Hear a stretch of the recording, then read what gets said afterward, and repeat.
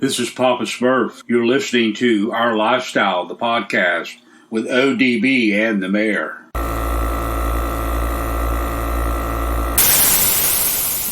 Yo, it's Our Lifestyle, the podcast, a.k.a. OLP, episode 236. Thanks for rocking with us. We've got a jam-packed show, as we do every single week. On Fridays, we're dropping new heat. But first, we got Miggity Mike, the Mayor. Are you out still gallivanting around, or what you doing, man? Nope, sitting here in the Murray Studios, and I'm on here with the Airhead Nation, and it's another beautiful day down here in Southwest Florida, brother. How are you doing? Things are good, man. Getting through the week. Excited for this weekend. We're going to talk more about it, but Made of Steel show is this weekend in Dover, Florida. Fortunate for me, it's one of the closer shows, so I like to kind of rub that in because we're typically traveling hours and hours and hours. So we will hit upon a lot of highlights, but we ask that if you're in Florida or Georgia or Alabama, many of you have heard us talk about the show, Made of Steel show, Dover, Florida, this weekend. Facebook, Made of Steel show. Instagram, Made of Steel show. Come on out. There's going to be print media, so on and so forth. We'll be there covering the print, digital. We will be there covering the digital side of it, and we'll be tagging the hell out of the mini truckers out there. We're super excited about it. Now, Mike, I do want to remind everyone, too, that Scraping the Coast is the biggest, baddest show on the coast, and it's going down June 25th, 26th, 27th in Biloxi, Mississippi at the Coliseum. Love when you can go to a show on the Gulf Coast and get a little bit of that Freon poisoning, a.k.a. air conditioning. Scrapingthecoast.com, and, of course, on all social media platforms. Go out there, and mini truckers, you got a chance to win some money, and we'll talk more about that as we get closer to the show. We've hinted about it, and I know we're excited. But, Mike, man, we got a jam-packed show. I know you and I are going to cover our normal updates. We got Jack, the mini truckin encyclopedia. We got a chance to meet him at Orange Beach Invasion. He's a cool dude, huh, Mike? Man, I tell you what, something I really liked about this kid is he had a choice. His parents were either going to take him to Orlando and Disney World, or he could go to Orange Beach and go to Orange Beach Invasion, and he chose Orange Beach Invasion. That is definitely a real mini trucker right there, son. So it was the first time that his parents have actually been to a car show, and first time ever to Orange Beach, Alabama. And so they were pretty excited about, going to Orange Beach. Love the area. And then they were definitely excited because they brought, Jack there, and Jack was having a great time. So I think he made a wise choice. Yeah, he's really a good dude, and we call him a kid. I think on Facebook, is it Jack Does Mini Truckin'? I think it's technically what he goes by on there, but man, he knows his stuff, and he's like the Rain Man, the Rain Kid of mini truckin'. So cool stuff. We got a little bit of audio that we'll run with Jack, and then we got Chuck Healy. We're doing audio this week. And Chuck should be our title guest this week, so we're excited about that. Chuck is a good dude. Got a chance to meet him at Southeast Mini Truckin' Nats, a.k.a. Mini Nats. So we got a jam-packed episode. Now, I do want to wish all of the moms out there, on behalf of Mike and I, we want to wish all of the moms out there a happy belated Mother's Day. We got so wrapped up last week recording that we weren't looking forward we weren't looking to the future, the weekend, which this past Sunday was Mother's Day. And Mike, that's a special day. The ladies in the hardworking moms out there, they don't get enough credit for all the hard work they do all year, and just holding us down and keeping us grounded, homie. You are not lying there. And the best part is I absolutely amazed myself this year because I grilled steaks out on the grill, and dude, I made the girls steaks. I made the baked potatoes, asparagus, salad, dude. It was freaking awesome. Only problem is now my girl knows I can cook. I hate cooking. So now she knows I can cook. So now I'm going to have to end up cooking more. So that's the only downfall to putting out a good meal for the girls. Yeah, I like how you spin that around. We're going from giving props to the ladies to then like you spin like, oh man, like I'm really a good cook, and here's what I did to take care of my ladies. Mm-hmm. Mm-hmm. Yep. Well, hey, no, I was just saying what I did for my girls, on Mother's Day. I thought you were trying to spin it around and be like, yo, really, I'm the No, one that should get all the credit, man. no, absolutely not. It was actually quite amazing that I actually pulled it off and cooked a perfect steak. It was delicious. Real deal. And the overview of this episode is brought to you by our family at Graphics Mafia. Go to Graphics, that's Graphics with an X, Mafia, if you're looking for stickers, decals, a little bit of design work. Oh, by the way, they also do vehicle wraps in different highlighting of vehicles in terms of stripes and things like that. But it's GRAPHIX Mafia.com. If you've got stickers that you need reprinted, they can take care of that as well. They do a lot of different things. They've actually helped me on my Lincolns install vinyl on bumper inserts and things like that. Ryan and hey, buddy, great people, aren't they, Mike? Oh, absolutely, brother. Some of the best people you'll ever meet. Real deal. Now we're gonna get sideways into the scene updates, and Mike, this is one that we've kind of hinted at, but we really hadn't had an opportunity to officially, let it out of the bag. Now, it's last year the Mini Truck Hall of Fame, I know because of the pandemic, they weren't able to maybe do all the stuff that they normally do, right, with SEMA week. And I know Freaks of Nature, my understanding, if I recall correctly, Shannon and his crew, they host that pre-party, which is kind of the SEMA kickoff, and then they have, obviously, the event there.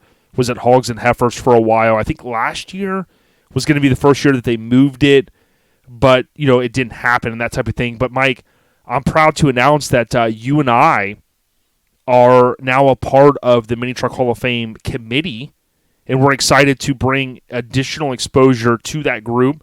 There's a great group of guys that have been doing this stuff now for a few years. No easy task. It's definitely exciting, though, Mike. Absolutely, brother, because it's something that, I've always set back and, I actually got to experience it there when Slamfest was inducted into the Hall of Fame. So definitely, got to experience it, and wow, it's pretty freaking awesome.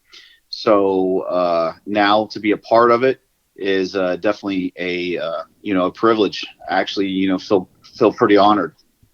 I couldn't have said it better. Got to give all due respect to Bob Hayes. Obviously, been doing this stuff a long time. I mean, when you say old school and you think like 90s, I mean, Bob's like, yo, I've been old school before old school was actually a term, a catchphrase. And, for his vision and then, the crew that he has, I want to highlight as we go forward in the year some of the committee members. I mean, some we've had on, some you may not know who was on the committee. Then you're obviously we're going to have this unique opportunity to, when those names are announced, to be a part of the opportunity to maybe highlight some of the folks and the trucks and the companies. Really a lot of stuff that we've already been doing, Mike, but to be able to have the opportunity to be on the chair, so to speak, with the committee, it's just really an honor. And there's a lot of guys on that committee that I've looked up to for many years. Some of them I call close friends. So we'll continue to provide updates, and thanks to Bob Hayes and that committee for all the work they do. Oh, absolutely, brother. And like I said, man, it's an absolute privilege and an honor to be a part of such a great group of guys that have been around the whole mini trucking thing for such a long time. Yes, and my last thought on the subject is I know Bob has done a lot of work behind the scenes trying to create a website, and I know there's things that he'll want to probably launch or discuss in the future to be able to bring kind of a one cohesive place where all the information's at, some of the past inductees and things like that. So including like how you can nominate folks and whatnot. So we will do our part from a media standpoint to highlight the committee, the process, the past members, the future members, and nominees and things like that. So thanks again, Bob and team, and more updates to come.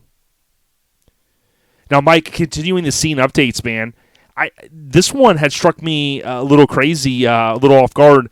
I guess there was some sort of, we've seen some people with a fuel crisis on the East Coast. Some people are freaking out. I know Mini Truck Matt, I think, had posted a photo, and there was something, someone was like, yeah, something got hacked or whatever, but I don't know the way things go, but, there were long lines, and I haven't seen anything here in Florida. Of course, we've got plenty of fuel coming in here all the time, but, man, did you see any of that madness? Bro, just sitting here scrolling through social media, and the picture that kills me is the guys that take 5-gallon buckets and they go out there and they fill up 5-gallon buckets full of gas, and then they put those 5-gallon buckets in the back of their vehicles. Yeah, and I do that. Oh, okay. Oh, okay. Well, never mind then. I thought no. You were saying how smart that is to be able to. I mean, because I wasn't trying to cut you off. I just wanted to say, yeah. I mean, I do that. I want you to know, like, I'm trying. That's smart, right? Hey Jay, whatever you do, don't do that. Well, I mean, this is news to me. I mean, dude, I'm just trying to, stock up. Toilet paper, fuel. Are we going to go back into that again? Where we're going to need, everybody's going to be hoarding all the toilet paper and all the paper towels, just because it's on the media, and the media starts putting it out there. Is that everybody's going to start doing this all over again? Possibly, man. But all I know is that I've got the Home Depot deals now. They don't seem to last long. They're getting holes in them, though. I mean, I don't know why. The Home Depot buckets. I mean, they're rated for that stuff, right? Oh yeah, absolutely, absolutely. Well, thanks for letting me know. Well, and something else cool that I saw was our brother Jeremiah Johnson.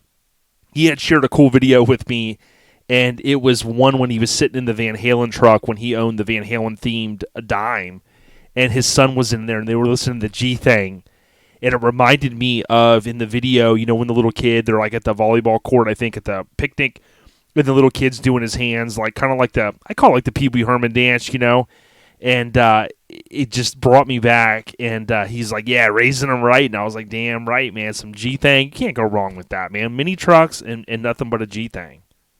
Oh, you definitely can't go wrong there. You know what else you can't go wrong with, Jay?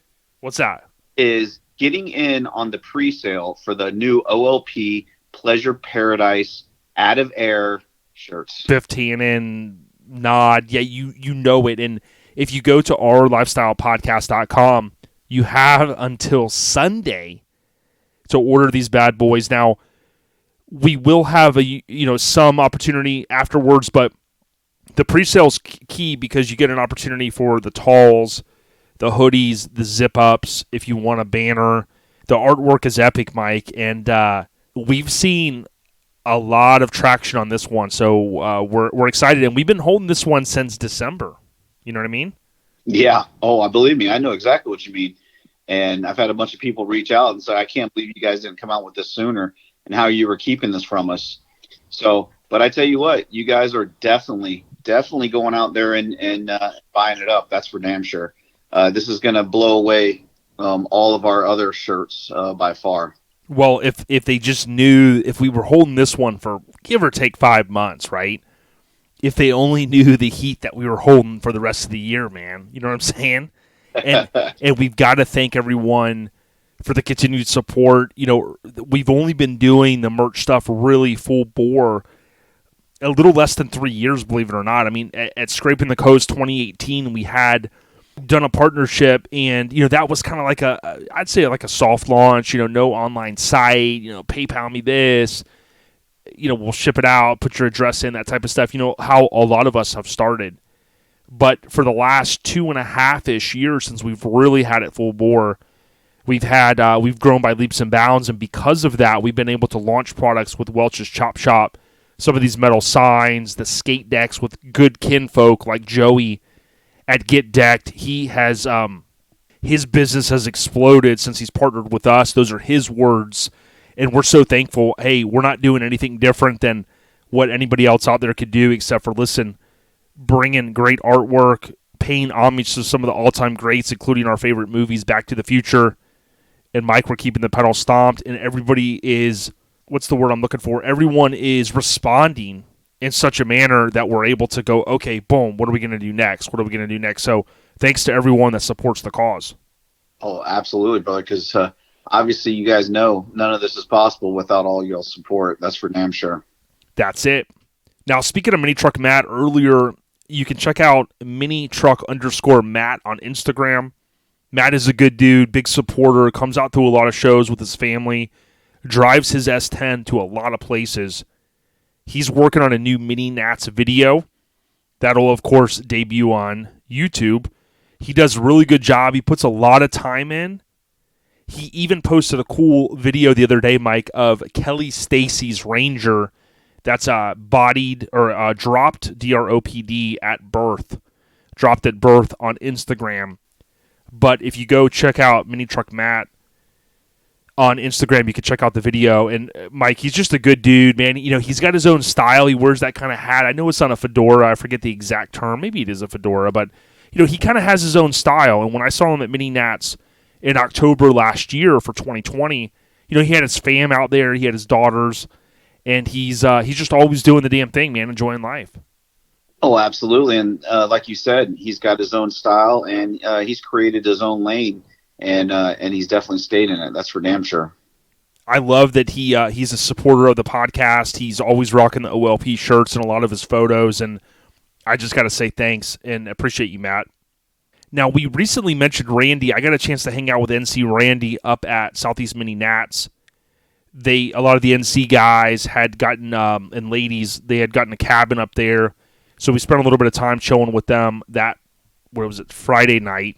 Now, I don't think I made this clear before. I don't know that I announced it, but Randy did sell the famous Tuck Lugs truck. For many that know, I call Randy the mini truck hoarder in a good way. That's my homie. He has some very cool stuff, very cool parts. He's had his hands in some awesome trucks over the years.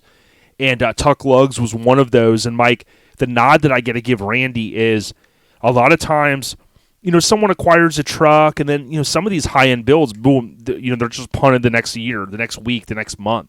With Randy, he kept Tuck Lugs a long time. I forget if he said 5 years, I think, but he did a lot of, like, small things. I mean, he didn't blow the truck apart and say, I'm going to change it, because, it, you know, thankfully, we wanted to see it the way it was left. But, he did stuff with the front grille and the bumper. He did a lot of little subtle things, and he got the truck. I think Jimmy's Running Customs installed AccuAir on it. But I wanted to mention that Chris Schmidt had purchased it. He's up in New York. Some of you will know that name from back in the day. He had a Sonoma that was on the cover of Mini Truckin'. I talked to Chris earlier this week, and we'll be doing some audio hopefully with him soon. But, Mike, it was pretty cool for that truck to be a West Coast, Southern California Gendros out of his camp, but for it to live over here for a while, man. No, like you said, he kept it clean. He didn't tear it apart. He didn't destroy it. And now it's went on to a new owner. And this new owner, I'm sure is going to take care of it just as well as Randy did. Yeah, I talked to Chris earlier, and he was talking about his Sonoma. I don't want to give anything away, but he goes, yo, but Jay, he goes, I'm pretty OCD with stuff. So, he's already kind of dialing stuff in, doing the stuff he wants to do, as many of us would do if we got a truck. I know, Mike, you've been going through that with your Mazda.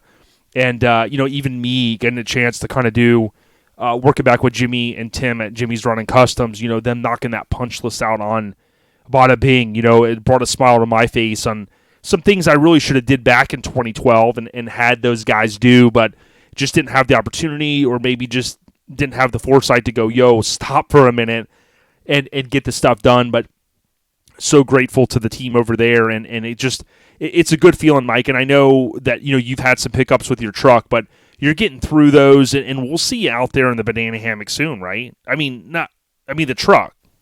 Well, I'm hoping that Ryan over at ProFab gets the latest issue taken care of, and if he does, then we will definitely see it this weekend at Made of Steel. Real deal, man. I can't wait to see it. Maybe I could borrow and do some donuts or whatever, but Goat said, hey, don't do the donuts in the show field, you know what I mean? Because he's like, I don't want to get kicked out of here. And I was like, all right, cool. We'll just go out on the road, Oh, no, absolutely. And we, burnouts, donuts. Do it to it, brother. Get her done. Yeah, and Randy's Tuck Lugs was on the cover of September '99 Mini Truckin'. For those scoring at home, negative camber truck. Lance shot it, and it'll live on now in New York for as long as Chris has it, but more coming on that famed truck in the future, including hopefully Chris's backstory. Really good dude. Now, Mike, jumping over to Facebook, the good old book face, as you say, there were a couple things that I had saved, and one of those was I want to give a huge shout out to Sean Rose and David McGotti. Great guys. We've had both of those guys on the podcast with audio. Sean Rose spreading the love. He is arguably, man, just, creating his own lane, and we've talked about that, but he posted and tagged David. This was earlier this week. He says, if you or your business would like to show your support for spreading the love, and that's spreading with an IN, the love, LUV, please send me your logo. We will be making a separate page very shortly. Listen, if you want to do good for the scene, or you got ideas, or you want to contribute, or you got something that you're brewing that you want to partner up with two good people, again, I don't want to be their spokesperson, but Sean Rose, David McGotti, Mike, those are the guys you want to align with. They're doing some great things. I love what David's doing on the NC front. Sean is forging his own lane, and they're just good peeps. Oh, absolutely, brother. And like you said, you can't meet two better guys, and definitely doing the scene and doing the scene right, and doing good things, and proud to call them friends. You know what I'm saying? Yes, sir. Now, here was something that in my short time on Facebook this week, I saw Tim Gilbert had posted in Rollin' Low and Dirty Facebook group. I didn't even realize I was necessarily in that one. But he had posted that Furlan was looking to sell his Blazer. And it's funny because Furlan's like in my backyard here in the Tampa Bay area. I think he had gotten patched in NC. I only saw the truck at a couple shows. It was one of those where high-end build, and don't get a chance to really see or talk to Furlan too much. I know he works at a local stereo shop here. He's helped me out a few times. Real nice dude. And but by the time I saw the post that was on May 7th, I saw it a couple days later. The Blazer Mike had sold, and I just want to say congrats to him. I know a couple of the guys that were involved in the build, as far as I know, but hopefully it'll go to a good owner, and the person will enjoy it, Mike. But it's pretty cool, even though some people are like, oh, don't sell your stuff, whatever. Things happen in life, and if a truck does sell, it is cool to see. Hopefully it goes to someone that will enjoy it. Oh, absolutely. Did you happen to see who actually bought it? No, I did not. Oh, okay. No, I was curious. I did. That's one thing I didn't see in the post. I saw, obviously Richard Lopez, good dude. He said, I'm in love. A lot of people were like, what's the ticket? Some guys saying, hey, I'll trade you for my S10, man. I'm on some 20s, dog. How the trades start coming in, dog. Man, I got like a 72 El Camino. Man, I'll flip this. I got a muffler for, a Pinto. Maybe we can flip some stuff. I got an old airboat. Could we trade, Mike? Oh, I don't see why he wouldn't want to do a, airboat for that. Definitely. Dude, an airboat, a muffler for a Pinto, and, a 72 Camino, bro. Just, whatever. You know what I'm saying? I'm just saying, the trades come out of the woodworks when you got something nice, you know what I mean? Maybe you got a gun, it's got a scratched off thing on it. You get some deals, you know what I mean? Oh, absolutely. But all seriousness, Furlan, congrats, and wish you all the success with whatever your next endeavor is. So a couple more, Mike, that I noticed. This one, David McGotti, he had posted one. Now, this was a long post. I won't read the whole thing, but you got to follow him. It's David, MCAUGHTY. Friend him on Facebook. We just mentioned him. He kind of goes into this post about in '06, my late wife was diagnosed with breast cancer. It was also, at the time, the real estate market had tanked in Southern Cali. It was then that I decided to build the Nissan that I had since 91 into an awareness vehicle. We started off with a clothing company to raise awareness, and he kind of goes through Tracy's thought was, why me? why cancer, why clothing was born. So he kind of goes into this long post. I'm kind of getting chills just reading that small part, man. I know some people will see a long post, like, I'm not going to read it. This one's definitely worth the read. And again, it's just another reason why we gave him a huge shout out. I mean, we need more people in the scene like these two dudes, including David, who I'm talking about right now, that do so many wonderful things. And, Mike, we've seen some kind of rappers, hip-hop people pass away. And, when celebrities pass away, sometimes, we're all like, oh, man, rest in peace and stuff. And, some of the other rappers have come out and saying, hey, while I'm here, I want to have my flowers here. Like, nobody wants to, like, pass away to get, like, the love that they're shown or that they should be shown. And I say that with all due respect because, there's a lot of good people, and that's one of the things that we love doing at the podcast is, let's show love to the good people out there that have helped build the truck scene to what it is or that are doing great things today to make the truck scene better for tomorrow and the next year. So, I've seen so many great things. LST, Lone Star Throwdown, some of our favorite people. They had that awesome write-up or that awesome saying that they put together that was hanging at the fences and various spots throughout Lone Star Throwdown 2021. That was borrowed by Jason Bell and staff under express written consent of Lonnie Ford and Radar Hendricks. And that, of course, resonated there at Mini Nats, right? So, Mike, I mean, I just tell everyone, like, listen, man, humble's the new cocky, like Exhibit said a couple years back.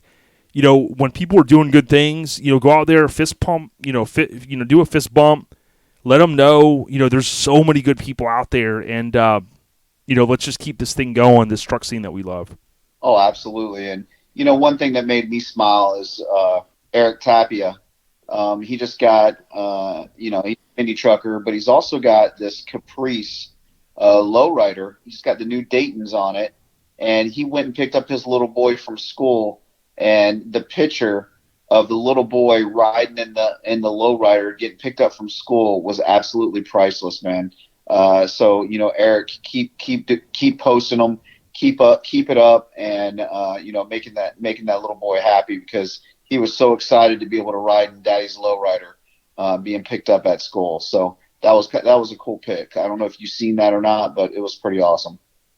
Yeah, I didn't see that one yet, but always enjoy seeing what Eric posts. Obviously, he's a good dude. He's always rolling around town, and he shows his love for the scene by, obviously incorporating his children, his family into going to shows, and he's always rolling around. So big ups to Eric. Okay, so, those are some of the updates that we've seen out there.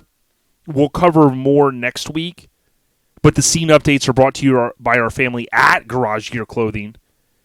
And, Mike, I got to say that Lonnie hit me up, and he goes, yo, ODB, if you need a little bit of change for your calculator, so we got it rolling again, Mike. You hear this? We got the calculator going. Lonnie said, yo, you guys show us a lot of love. He goes, I made a couple bucks on YouTube, right? Because you guys have been telling everyone, watch it to the last second, thumbs up, leave a comment, Garage Gear Clothing. He said, yo, I'm going to buy you the parts that you need to fix the calculator. So, dude, we're back in the game, dude. Thanks to Crystal, thanks to Lonnie and team at Garage Gear Clothing, Mike. I mean, dude, if they can't sponsor this segment with a calculator, I don't know who can. Dude, who better than the Garage Gear Clothing? Because, Jay, there's not much calculating you have to do when you have to calculate up the postage for the shipping. Because, Jay, when you order from GarageGearClothing.com, it's absolutely free. So, honestly, Dude, you really don't even need the calculator. Bro, it's free. It's free, home. Now, I know what some of you think, and you're like, oh, I order on Amazon all the time, and it's free. But listen, Amazon has grown. Let's be honest. They've grown over the years. They've become big time. I get it.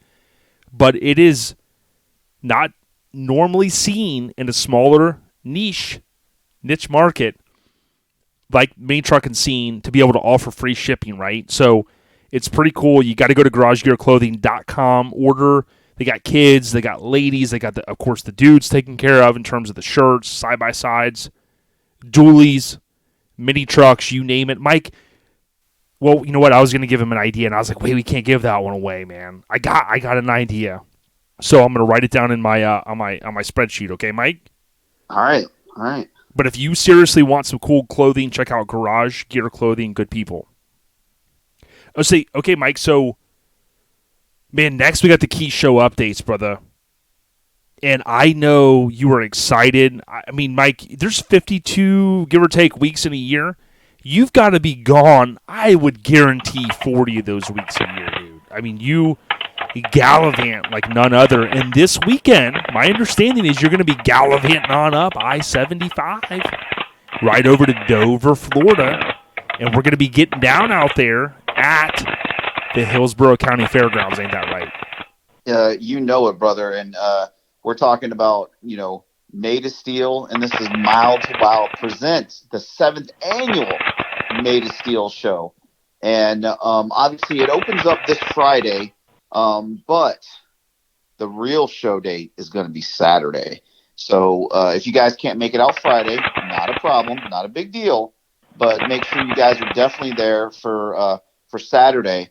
And the show opens up at 9 a.m. So get ready. Now, Jay, tell us a little bit. I do believe you're going to have a meetup and a cruise-in to the show. Is that correct? Yeah, so I'm trying to kind of work out the logistics on it because I want to try to get over there on Friday and get the truck dropped off, right? Yep. So if you happen to be listening on Friday... Get there Friday and you get our tent put where it needs to go. So when I get there first thing Saturday... I can go ahead and get this booth all set up. Right, exactly. So what I would say is stay tuned to social media. I know, we've talked a little bit about the cruise. I'm going to see what the interest is over the next few days to see if we can get some people to meet up. Last year it was simple. What we ended up doing was we met right there on 60, right off of the interstate. There was a sub place we met over there, Firehouse Subs, and then we all kind of cruised in. What was ironic is Matt Middleton and the Berkeley Challenge crew and some of their guys, they were coming in at the same time we were. And it was kind of ironic. So, just stay posted to social media. If we can get enough interest and have some guys and ladies meet up on Saturday. The reason why I say that is depending on if I can get the truck over there or whatever I end up bringing on Friday night, that'll impact how early I have to get there on Saturday. If I got to get there on Saturday like at 7 o'clock to start unloading and all that, then it'll be a little bit different. So, just stay posted to social media. But we're excited regardless. Oh, absolutely, brother. Because, guys, I know I've said it once, I've said it twice. And this Saturday, make sure you get to the booth, the OLP booth, and you get signed up for the cornhole tournament. Because we will be doing a cornhole tournament once again at Made of Steel. And we have some cool trophies, made by our good buddy, Mr. Josh Welch, which he made with Welch's Chop Shop, which he also made the trophies for Made of Steel as well. So make sure you guys get over there, get signed up. We want to get that tournament going right at 11 o'clock so we can get this thing rocking and rolling and get it finished up and get it wrapped up. And have a damn good time, because last year it went a little too long. So basically the first 12 teams that get signed up are in. So make sure that you guys get over there and get signed up. But don't worry, because Jason's favorite food vendor is going to be there as well. Make sure you get over there and get that lemonade before Jay gets over there and drinks it all. Dude, I don't know what it is. I don't drink a lot of sugar. I think there's sugar in it. But, man, they put just the right amount on a hot day. Papa Smurf and I used to talk about, man, on a hot-ass day, maybe some water, some lemonade, some iced tea. Dude, that Florida May crazy hot weather with that lemonade, man, thanks to Goat, thanks to Tank for bringing out. And, Mike, they did say they got the pedal stomp. They're going to have a lot of food vendors this year, so I talked to my homie Paul that's going to be bringing the burb out. The burb is the word. And we're like, dude, that's the best thing, man. You don't need to leave the grounds. You don't need to drive 15 minutes to Portillo's. You stay right there. You get your food. You stay underneath the covered area. Maybe even hit the Freon poisoning, Mike. You know what I'm saying? I mean, it is an addictive drug, but it's a good drug, right? The Freon poisoning, the AC. Oh, absolutely. And the other thing is I seen is they were going to have this barbecue out there, and apparently these guys are like the competitive barbecue guys, and so yeah, so make sure you look out for the barbecue guys out there because apparently it's supposed to be the best around. So I can't wait to have that. That's what I can't wait for. Well, if you are on the West Coast or you just can't make it out, stay tuned to social media. We will be tagging Made of Steel throughout the day with a ton of photos and videos and reels. But we'll also be tagging Made of Steel Show and Made of Steel 2021. Probably about 3 hashtags to highlight the show itself. You can follow those hashtags. You can unfollow them at any time as well. But there's going to be a lot of cool stuff. I've always enjoyed going to Made of Steel. The only year, if I recall correctly, that I missed it was 2019 when I gallivanted up to St. Louis, and then Vic was, of course, there holding it down on behalf of OLP. I think you were there, Mike, too, but you were out gallivanting so much, nobody could hold you down. But we are excited for Made of Steel. Now, the following weekend, Mike, well, let me ask you this. Was there anything else that we maybe didn't cover for Made of Steel show this weekend over Florida? Well, the other thing that I definitely wanted to cover was, they had posted up the frequent questions.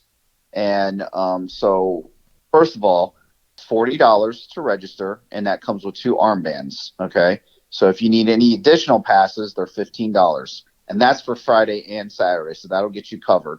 The spectator cost is $15. Kids 12 and under are free, okay? The golf carts, side-by-sides, all that stuff is allowed. You just have to register them, okay? Just don't tear up the property. If you get caught tearing up the property, donuts, burnouts, all that stuff that, ODB does, you will get kicked out, and, of course, no refunds. They don't allow alcohol, but you can bring in coolers, guys. Cups and koozies are a must, no glass containers. So vendors, you can roll in at 12 noon on Friday. Registration on Friday will open at 3 p.m. It's open to the public from 6 p.m. to 10 p.m. on Friday. And then Saturday, the gates will open at 9 a.m. until 8 p.m. Okay? And if you're a club and you want to park together, make sure you get there early and you rope off your area. When you rope off your area, just don't rope off too much. Take what you need. There are camping spots that are still available, so make sure you get with Goat or Tank. And of course, vendor spots are still available. Just hit them up, let them know what you got and what you're bringing, and they'll tell you, what to do and how much it's going to cost. Well, we are excited about it. The show continues to grow. They got the big stereo side, and they got so much more, but we'll be out there. We're hoping the Black Widow, some of the BMX crew, Chris and Joe and Jim Jones and some of those guys will come on out and gallivant out there. Friday night pre-party festivities. They got the band going. We got a lot going down. I think, Mike, are you going to be doing the river? Do you like the riverboat dance, or do you go more with the harmonica start? Because like when the harmonica starts going, man, I've seen you. Like I thought at one point you were crip walking. You're like, no, but I mean you get into the riverboat dance and stuff, right? Like Chad Ocho Cinco. Well, actually, what I like the harmonica, okay, and the banjo are my personal favorites. Yeah. So yeah. I love that twang stuff. Yeah, you were in the Burt Reynolds classic, right? With the banjo. You were in the movie, I heard. Exactly. Okay. So the following weekend is Relaxin' in the Park St. Louis. Obviously, third-year event. They had the challenges last year with the pandemic. If you're in St. Louis area, many of you know about this show. Jason Barbaglia, a.k.a. DJ May, he's really the leader of the crew up there, at least for the show. Then he's got all the Relaxed members. Many of them are helping out Matt, his awesome wife, and just so many people. So a big ups to those guys up there, Relaxing in the Park St. Louis. And then from there, really the only other show that I think that I was going to highlight was Scraping the Coast, which we talked about earlier. That's going to be key. That's going to be the last weekend in June. We talk about it a lot, but it's the weekend before the July 4th weekend. So, some people might take that week off and then have that that final 3-day weekend. July 4th, obviously Independence Day for us here in America. That falls on the 4th, which is Sunday, but of course it's observed on Monday. So, I mean, dude, if you got a lot of PTO like Mike does, take off the 28th, 29th, 30th, July 1st, dude, just take the whole week off. You can come back from scraping on the 25th, 26th, 27th. You can gallivant all week. Then you can roll into a long weekend, Mike, and just, let her dance, you know what I'm saying, and get crazy into July 4th weekend. I know you're gonna. Exactly. I can't wait. Mike's like, I am Mike Murray, and I approve ODB's message. My man. So from there, you got Southern Tradition, July 10th and 11th. We will talk more about it. Waka's a great dude. That show, we had such a good time last year. I loved that it wasn't too crazy of a drive up in Canton, Georgia. And I forget how far, but I remember Papa Smurf and I went to one of the Dwarf houses. Okay, that sounds weird. That's the spinoff. That's the OG Chick-fil-A's. And I know they got a few of them up there, but with the pandemic and all that, I don't know how it's going to work. So I'm going to be looking, Mike, to maybe drive to a Dwarf house. I mean, that sounds weird, doesn't it? That sounds really weird, homie. And I can tell you, I made the mistake of I picked up a truckload of Peeps, brought them up to Southern Tradition last year, and my dumbasses, I tell them ahead of time, picked them up in Gainesville. I was like, "Oh, you guys can just ride with me." And I told them, I was like, "Dude, it's right inside of Georgia. It's not that far." And needless to say, it's pretty far into Georgia. But I tell you what, it is worth the drive. It is absolutely badass, and I really look forward to heading up to another up to Southern Tradition and going to that show again. Freaking awesome show. Well, I just looked it up. If we go, we're gonna have to get up about 6 a.m. on Saturday. Okay, because hear me out. We can drive 30 miles south to Woodstock, Georgia. We can hit the Dwarf House. Okay. Now, we got to check to see if it's going to be open. It's basically, for those that don't know, it's like a Chick-fil-A buffet. And the Dwarf House was before Chick-fil-A, okay? We're going to have to do a whole episode on Chick-fil-A. I'm a fiend. But, dude, imagine you walk into a buffet. Chick-fil-A, dude. The last time that Ron was going through with Hank, he literally had to freaking knock Hank out like B.A. Baracus from the A-Team. Because Hank was a fiend, dude. Hank will go in there for like hours, and they're like, dude, they're trying to kick him out. So, I mean, Mike, that's how good this place is, man. B.A. Baracus, dude. I mean, come on. So, I pity the fool. Dude, I tell you what, man, it's good times. But the quick shout-outs, so you got Cruise of the Pines this coming weekend. They're on Instagram. We've shared photos from that event in the past, so that's going down. 4th annual Sparks in the Park. Those dates were announced. You got April 1st through the 3rd next year. The Sparks Show, they're continuing their pre-registration with their merchandise sales. The Sparks Show on Instagram. Much more to come on that show. And then, Mike, I don't know that we mentioned it, but Slam Fest, big ups to Mini Madness. They had launched their kind of throwback artwork, and they already had launched the artwork for the show. Now they're doing kind of the second iteration of it. We'll talk more about Slamfest as we get closer to those October dates. But, Mike, it's a big year for them, ain't it? Yeah, brother. This marks year 30. 30 years, for Slamfest. So I know you've been to, I think, every one of them but one, if I'm not mistaken. Yeah, this will be my 25th straight. But I didn't go to the first, I guess the first 5 I missed. Oh, okay. My bad. I misunderstood you before then. So you missed the first 5, but you haven't missed one since. That's it, man. The iPhone could not hold me down, bro. Boom. I hear that. Not even that fence that you backed into. That fence couldn't hold up either. Let's not talk about that, man. You know what I mean? I mean, that was the donuts and the crazy. And I tried telling the guard, hey, it was all the shtick. And he's like, dude, I don't know what stick you're talking about. I go, no, it's shtick. He's like, get the fuck out of here. He goes, I don't give a shit what you say, ODB. Get the fuck out of here. Mike came in swinging his arms like Kid Rock or like Ray Donovan and was like, yo, you talk to me. I was like, all right, man. And he took care of it. But Yeah, I'm out. yeah, man. So the key show updates brought to you by our family at the West Coast Influence. Visit minitruckfilm.com. Yes, you heard that right. minitruckfilm.com. Order a DVD or Blu-ray today. So, Mike, podcast updates. This one's kind of short and sweet, right? We talked about the new merch earlier. Our lifestylepodcast.com. You can order. Now, we put this out there every time. I do know that we'll have some folks, they'll be anxious to rock it. The shirts are expected, it depends. It could be 4 to 6 weeks. Sometimes it's sooner. The good thing is we, by all means, will have that by scraping. And the order will go in literally late on Sunday night.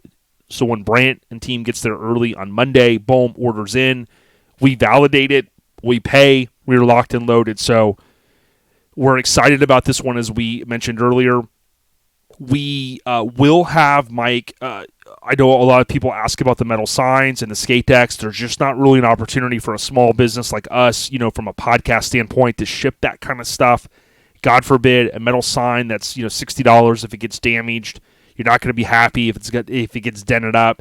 We're going to have to eat the cost on it. So that's why we do not ship the aluminum and the skate decks at this time. It's just not economical. We're not some big skateboard company shipping 1,000 decks a day. So at Scraping the Coast, we will have some of our new products, Mike, and we haven't even shared the photos of that stuff. But dude, I'm getting excited for it. Yes, brother, because we will have that stuff, and we will have it at Scraping the Coast. Banners, metal signs, and skate decks. And also, I do believe you are working on, if I'm not mistaken, some license plates. Yes. So definitely stay tuned, and make sure you guys stop by the booth and check it out. And like Jay had said something about it before, guys, make sure you guys are in there and pre-registering for Scraping the Coast, because pre-registration is open. And make sure you guys pre-register for that indoors and get some of that Freon poisoning, and come hang out with OLP there indoors at Scraping the Coast. Yeah, last year we had Daryl Poe's truck debuted in the OLP booth. Right now we're in talks on what's going to be the lineup. There's nothing like Scraping the Coast, Biloxi, and there's nothing like that Freon poisoning on that hot summer day. I did drop a new episode of Lincoln Attic Podcast, so check that out when you get a chance. And there will be more coming in the future from Lincoln Attic Podcast, so I appreciate everyone that jumps over and also listens to it. If I look, we're at about 235 ratings, Mike, on OLP. And let's see. Looks like, I don't know if I read Craig S10, which I think was Craig Braid. He said this was a great interview with Kurt. Love the free weekly podcast content. Thank you so much, brother. I appreciate all your support. K Robe, ROBESON. Thanks for all the info in the episode. Unfortunately, I listened to it after I got back from Mini Nats, but he said it was a great time, so that's pretty cool. Thanks for taking the time. 5-star rating, of course, in a review. Here's one by !, $, $, $,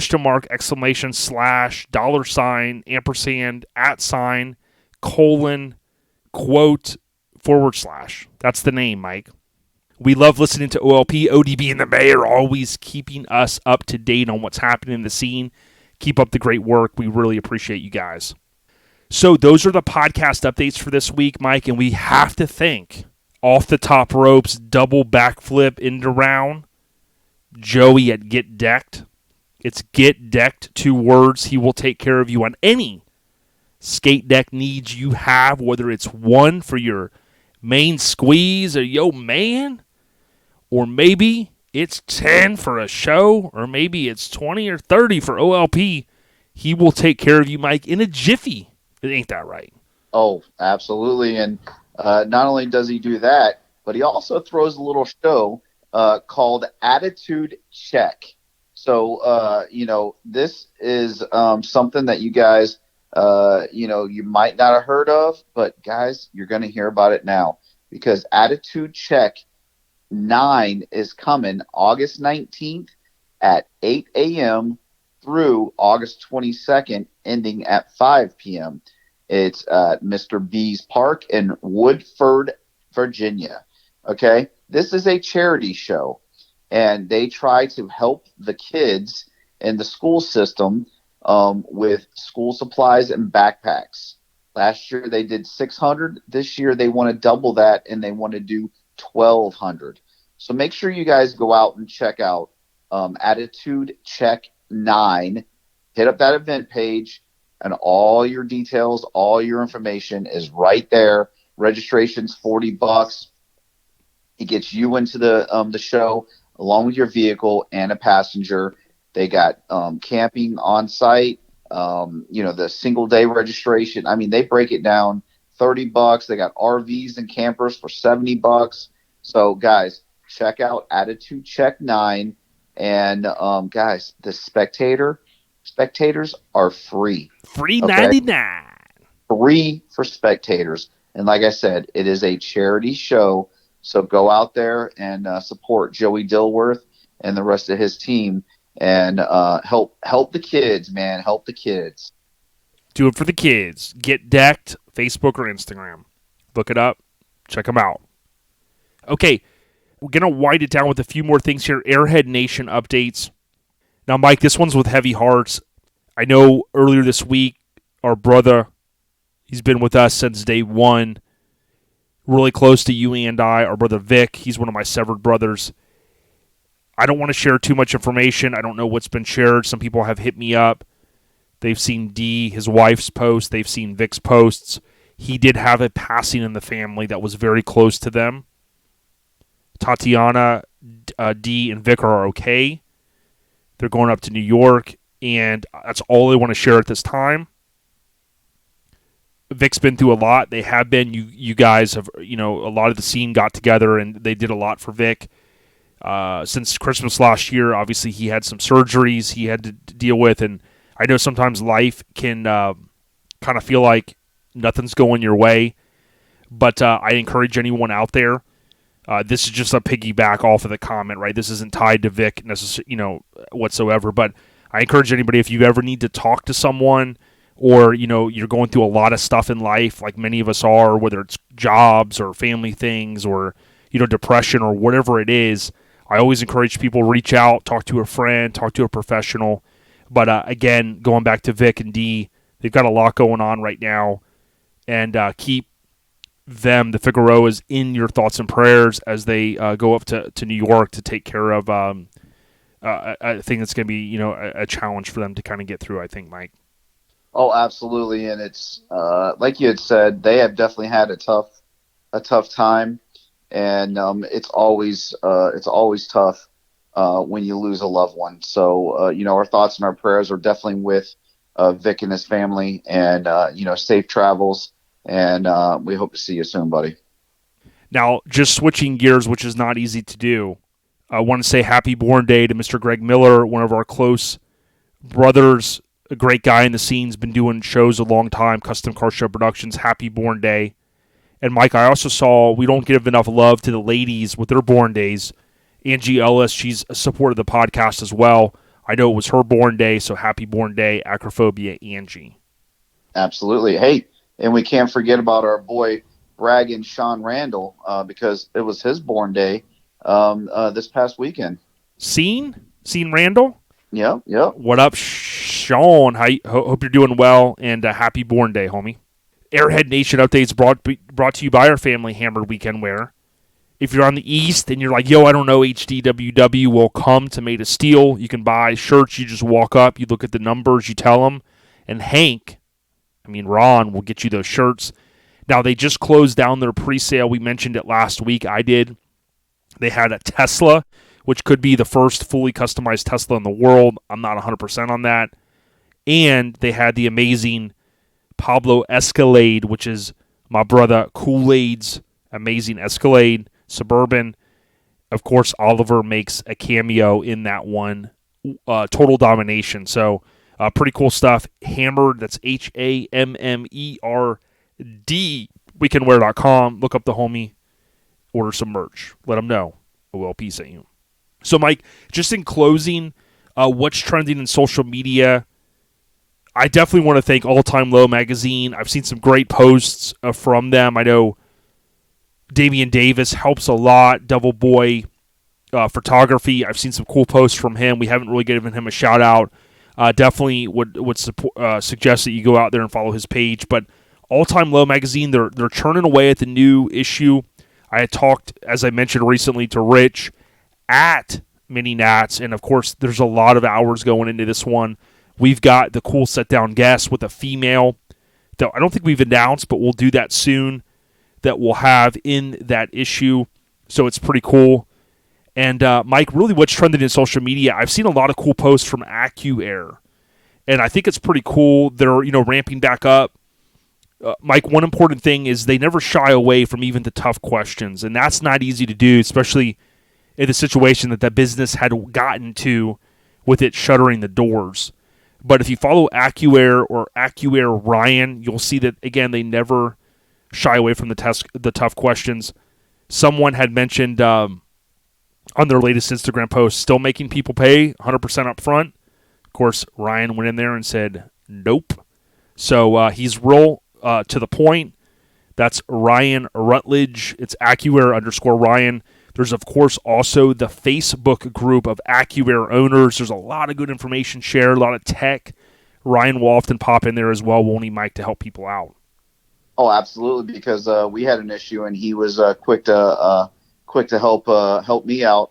And like you said, definitely did not hesitate, answered the questions, and was there every time that I texted him, trying to help us and get through the issue and help me get the parts that I needed, and told me exactly who to call, where to call, and we got them. So now just waiting on Ryan from Profab to get it all fixed, and hopefully it'll be done so we can ride out to Made of Steel this weekend.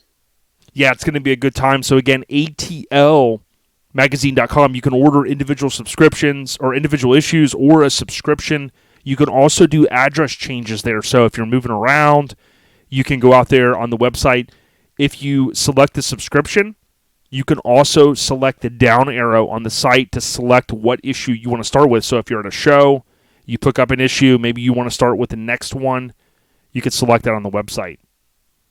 Mike, we've got a little bit of audio again. Hopefully that will run here from Jack. So big ups to him. And then, of course, we're rolling to Chuck Healy's audio. Thanks to Custom Car Show Productions. We couldn't do what we do without them. There's a lot of other cool players out there like DJ Mays, who's a great guy. We would ask that you follow him on Twitch. If you love old school music and you want a little bit of free entertainment, hour or two times 3 times a week. So, 3 to 6 hours a week for free. Go out, download Twitch, search DJ Mays Radio. Really the DJ to the scene, Mike. You've got him locked in for Eastbound. Am I saying this right? Eastbound Get Down in January of 2022, dog. Yes, sir. And DJ Mays will be on the main stage, and yes, I definitely look forward to it, bro. Well, good stuff, Mike. Well, listen, we will do this again next week, God willing. Stay safe out there, everyone. Keep the pedal stomped. Keep it tuned to OLP, ourlifestylepodcast.com. Order some merch. Show us some love. Put some funny comments in there. We love seeing them. Biggity Mike, on behalf of you and Shannon, thanks for all that you guys do, and stay on the rise, my friend. Absolutely. And ODB, with that being said, Airhead Nation, we at you. Enjoy. Peace.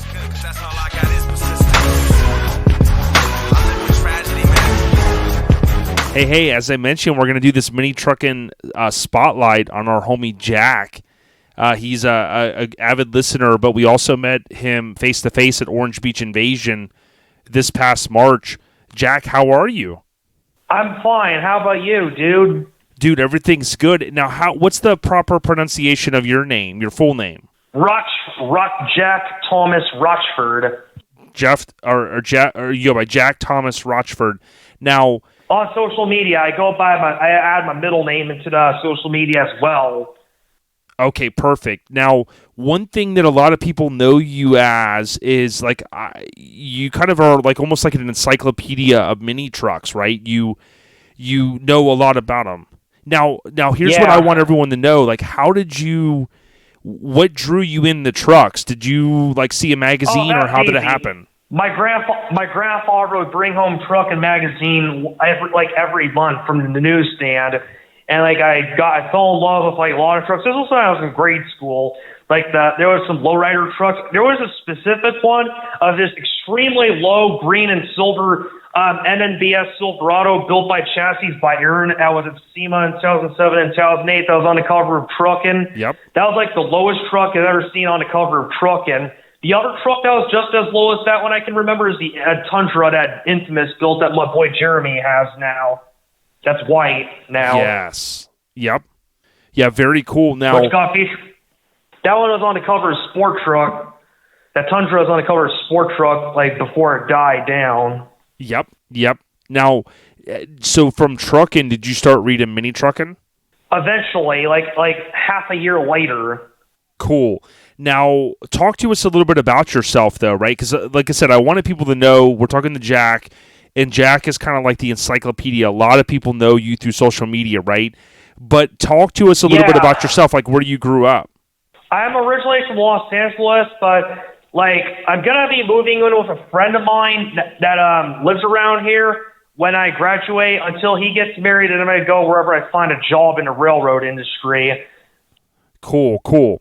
Now, you do like to go to car shows. How do you try to go to so many per year? Mostly in my area. I try to hit up all the shows in the West, since that's the easiest ones I can do. And I've met tons of people over the years, not just on the West Coast, but all over the country, all over the world, as a matter of fact. Very cool.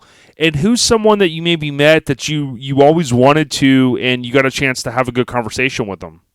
Oh, I've talked to many people in the scene that are really well known in the scene that I'm really good friends with. Like my boy Ernie Macias, Jake McKitty, Matt Holden, Brett Oakes, Freakmaster Shannon. Who else? Bob Hayes.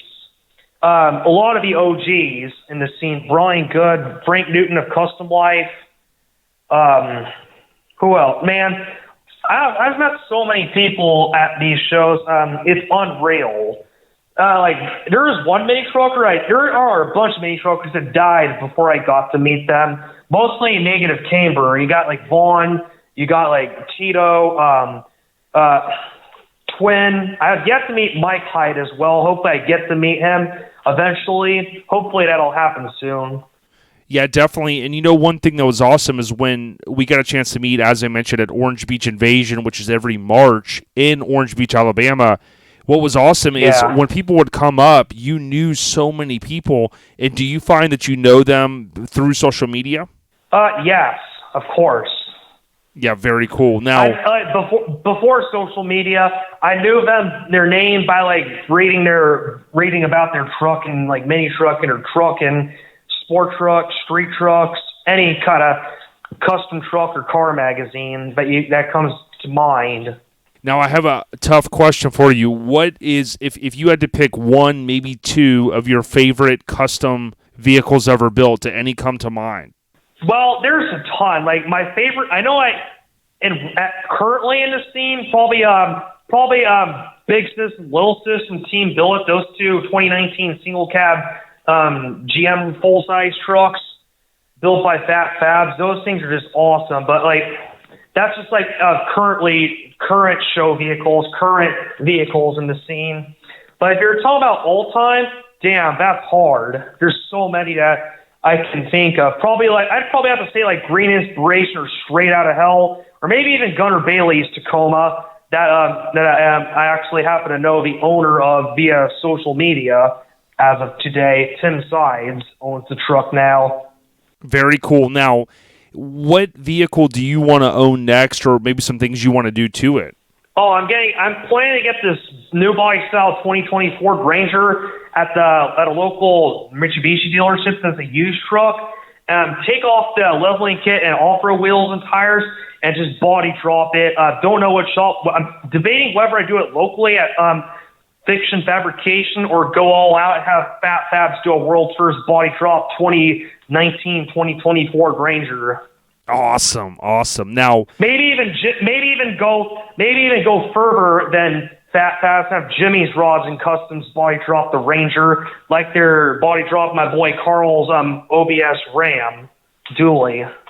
very cool. Now, if you're like me, you watch YouTube and you do different things. Do you like other genres of cars? Like, I love lowriders. I love Lincolns. Are there other stuff that's interesting to you? Listed trucks. I've met a bunch of listed truck enthusiasts at SEMA, and they're really nice people. Very cool. Yeah, that's something that I've always tried to preach, Jack, that just because maybe you don't, like, let's say someone doesn't like lifted vehicles or they don't like lowriders or whatever, there's still a passion in it. And right now, there's that fine line where the young generation, they're doing the squatted trucks and things that some of us, we're like, that's not our thing. But, at the end of the day, we're all truck people, right? And if people have a passion, I always think, like, let them do it as long as they're not, destroying property or hurting other people. Yeah, the problem I have with that's kind of what I'm saying about Summer Madness in Bakersfield. You got like these like performance truck guys that do burnouts, which is against the rules, and yet they get away with it. So us mini truckers just don't do that show anymore. Screw that. Yeah, definitely. So, like, have you always grown up in the same area out there? Yeah, but I'm planning to venture out into new areas when I move out of my friend's house in 5 years. Okay, gotcha. Now, when you go to local car shows like Cars and Coffee or something that's a smaller show, do you have just as good of a time? I mean, like, there used to be a local show out here. Now they brought one back. They have Relax in SoCal near where I live. And now Mini Truck Revival has Dockweiler meet every first Sunday of October, which I went to back in October of 2020 and was awesome. Very cool. Very cool. Now, I wanted to ask you something outside of trucks. Like, I'm a big movie fan, right?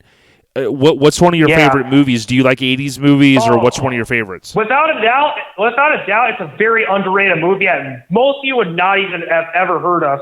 Alpha and Omega. It's an animated movie from 2010. Eventually became a franchise about the first film, there's two wolves, a male gray wolf named Humphrey and a light brown female wolf named Kate. They were not meant to fall in love, but they do. And at the end, like, the two packs decide maybe we should give it a chance because Kate's sister Lily had a crush on Garth, who Kate was supposed to marry.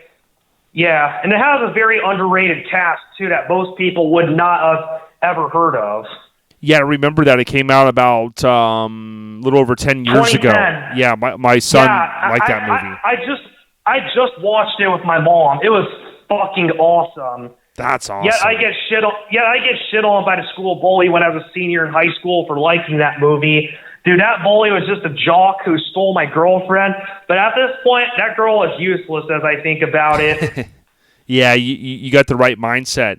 Now, speaking of your parents, they came out to Orange Beach Invasion. There's some awesome people, man. Why don't you give them a shout out? My dad didn't come. My stepdad did. Okay, so why don't you give your mom a shout out, man? She came out. She was very cool. Shout out to my mom. She also decided to buy all 8 Alpha and Omega movies so we could rewatch them recently.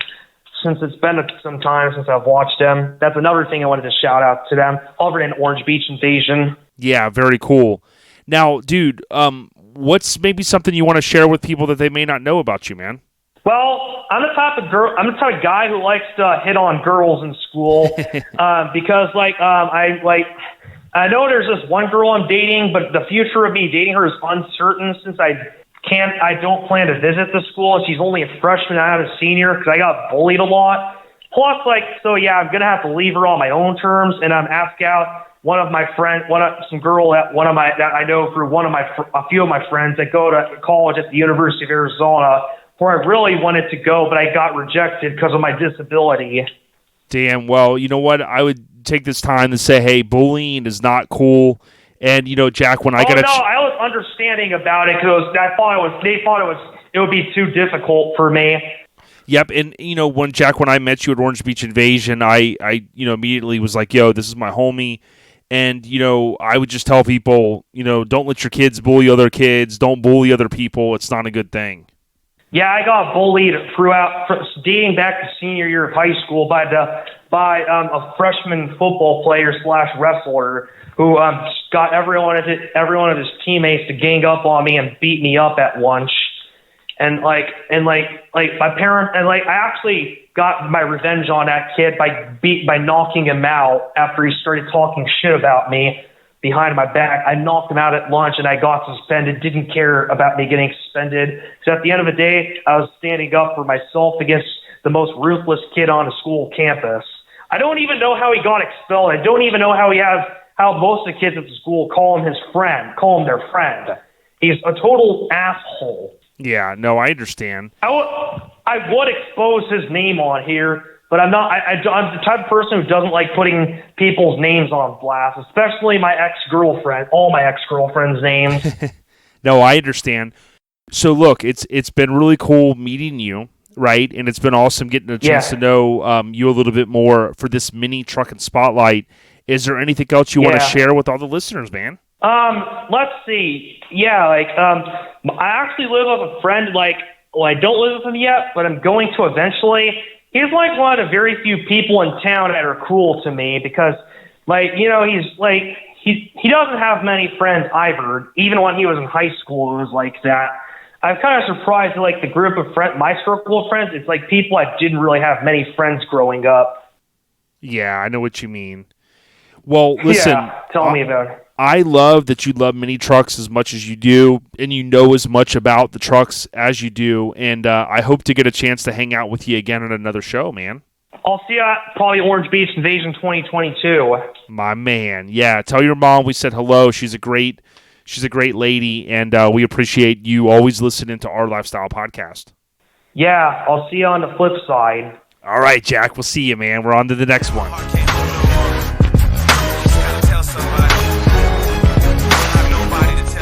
Hey, so as I mentioned with Mike earlier, super excited to talk to Chuck Healy, right? I'm saying that right, Chuck? Yes, sir. Man, how you been, brother? Good, man. Good. Living the dream. Just trying to get life settled again from moving back from Japan. Yeah, I want to talk about that. It was crazy that you were over there, and then I was hoping to meet up with you, I think last April, because you were going to be at Mini Nats, but then, of course, with the pandemic and all that stuff, but we got a chance to meet this Mini Nats. Yeah. Yep. So it was good to meet you. It's good stuff. Now, many of the listeners are probably going to know your name. Why don't you talk about maybe where you grew up, a little bit about your background, and then your nickname with your whole brand that you got?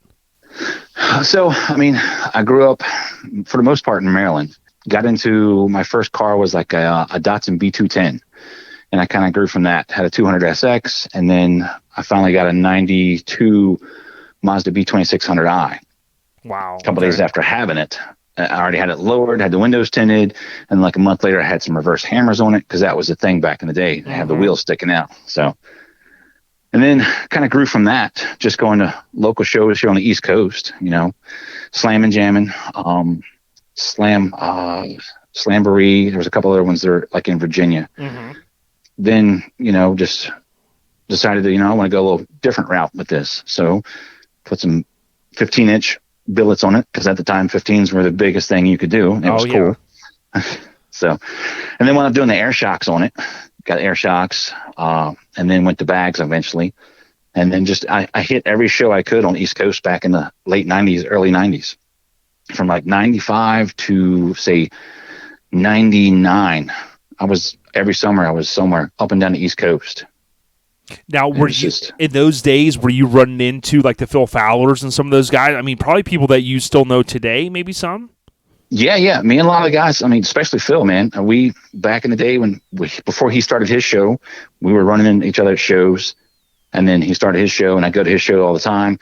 And I see him all over the States now when we go to shows. We were always, hey, man, what's going on? So it's always good to get to a show because you see people that you haven't seen for a long time. You see them all summer, and then during the winter and the spring, you don't see anybody. And then you get back to the show season in the summertime, and you get to catch up with everybody. And it's good. It's great to see everybody that you might chit chat with them every now and then on the phone or Facebook or something. But it's good to get out there and see everybody at the shows and then enjoy them and support everybody that you can at the shows. Yeah, well, when I went to Mini Nats this year, and it's I see Phil Fowler, and it was I saw him 6 months before, and he's man, he goes, this is my show. I come here every year, and just a good dude. And when, like earlier when I was recording with Mike, we talked a little bit about the name you probably know, Chris Schmidt. When back that's my boy. Yeah, like back in the 90s, I had connected with him through like email, and we were shooting emails back and forth, and he was kind of doing the freelance stuff, and it probably was his Sonoma that we had connected over, and how we got, exchanged emails back then, I don't remember. But what was always awesome is, he always kind of had one foot in the scene, and then now, you probably heard that he picked up Tuck Lugs. So, I mean, how cool was that, Yeah, and what's cooler is I actually delivered it to him. So. Oh, really? So you were involved? So Randy got you roped in? That's pretty cool. I didn't realize that. Yeah. It was funny because we were talking, because I tried to get him to come to Mini Nats with me, and he just couldn't get his work schedule straightened out. So he started talking about he was going to buy a truck. I'm like, oh yeah, what you buying? He's like, well, I'm not sure yet. Him and Han. And then finally he was like, yeah, I'm buying this truck, and Randy's going to bring it to Mini Nats, and I just got to figure out how to get there. I said, well, I've got an empty spot on the trailer. I can bring it back. He's like, man, that just made it too easy. I'm like, dude, it's not a big deal. Well, strap it on, bring it home. Yeah, I saw so that. He was excited. Yeah, that's cool. I'm excited to link up with him, because I did talk to him a little bit on the phone, and man, we immediately connected. It was like 20 years ago. We were just like talking about different stuff, and it was cool because before social media, a lot of us connected. Like I told Phil this story, and he always smiles. Is I saw Phil all the time in the magazines. I was like, oh, that's Phil Fowler, right? And I'd always see the bowling tournament and that whole thing, low rollers, East Coast minis, and all that stuff. And it felt like once I met him, I was like, yo, man, what's up? And it's crazy that now some of us have had our foot in the scene like 20, give or take about 25 years, some more. And it's like a big family. Yeah, it definitely is. It's because you don't talk to them, and then you bump into them, and it's like you just saw them yesterday, but it's been like 6-9 months the last time you saw them. But I mean, you just reconnect like that with a lot of those guys now.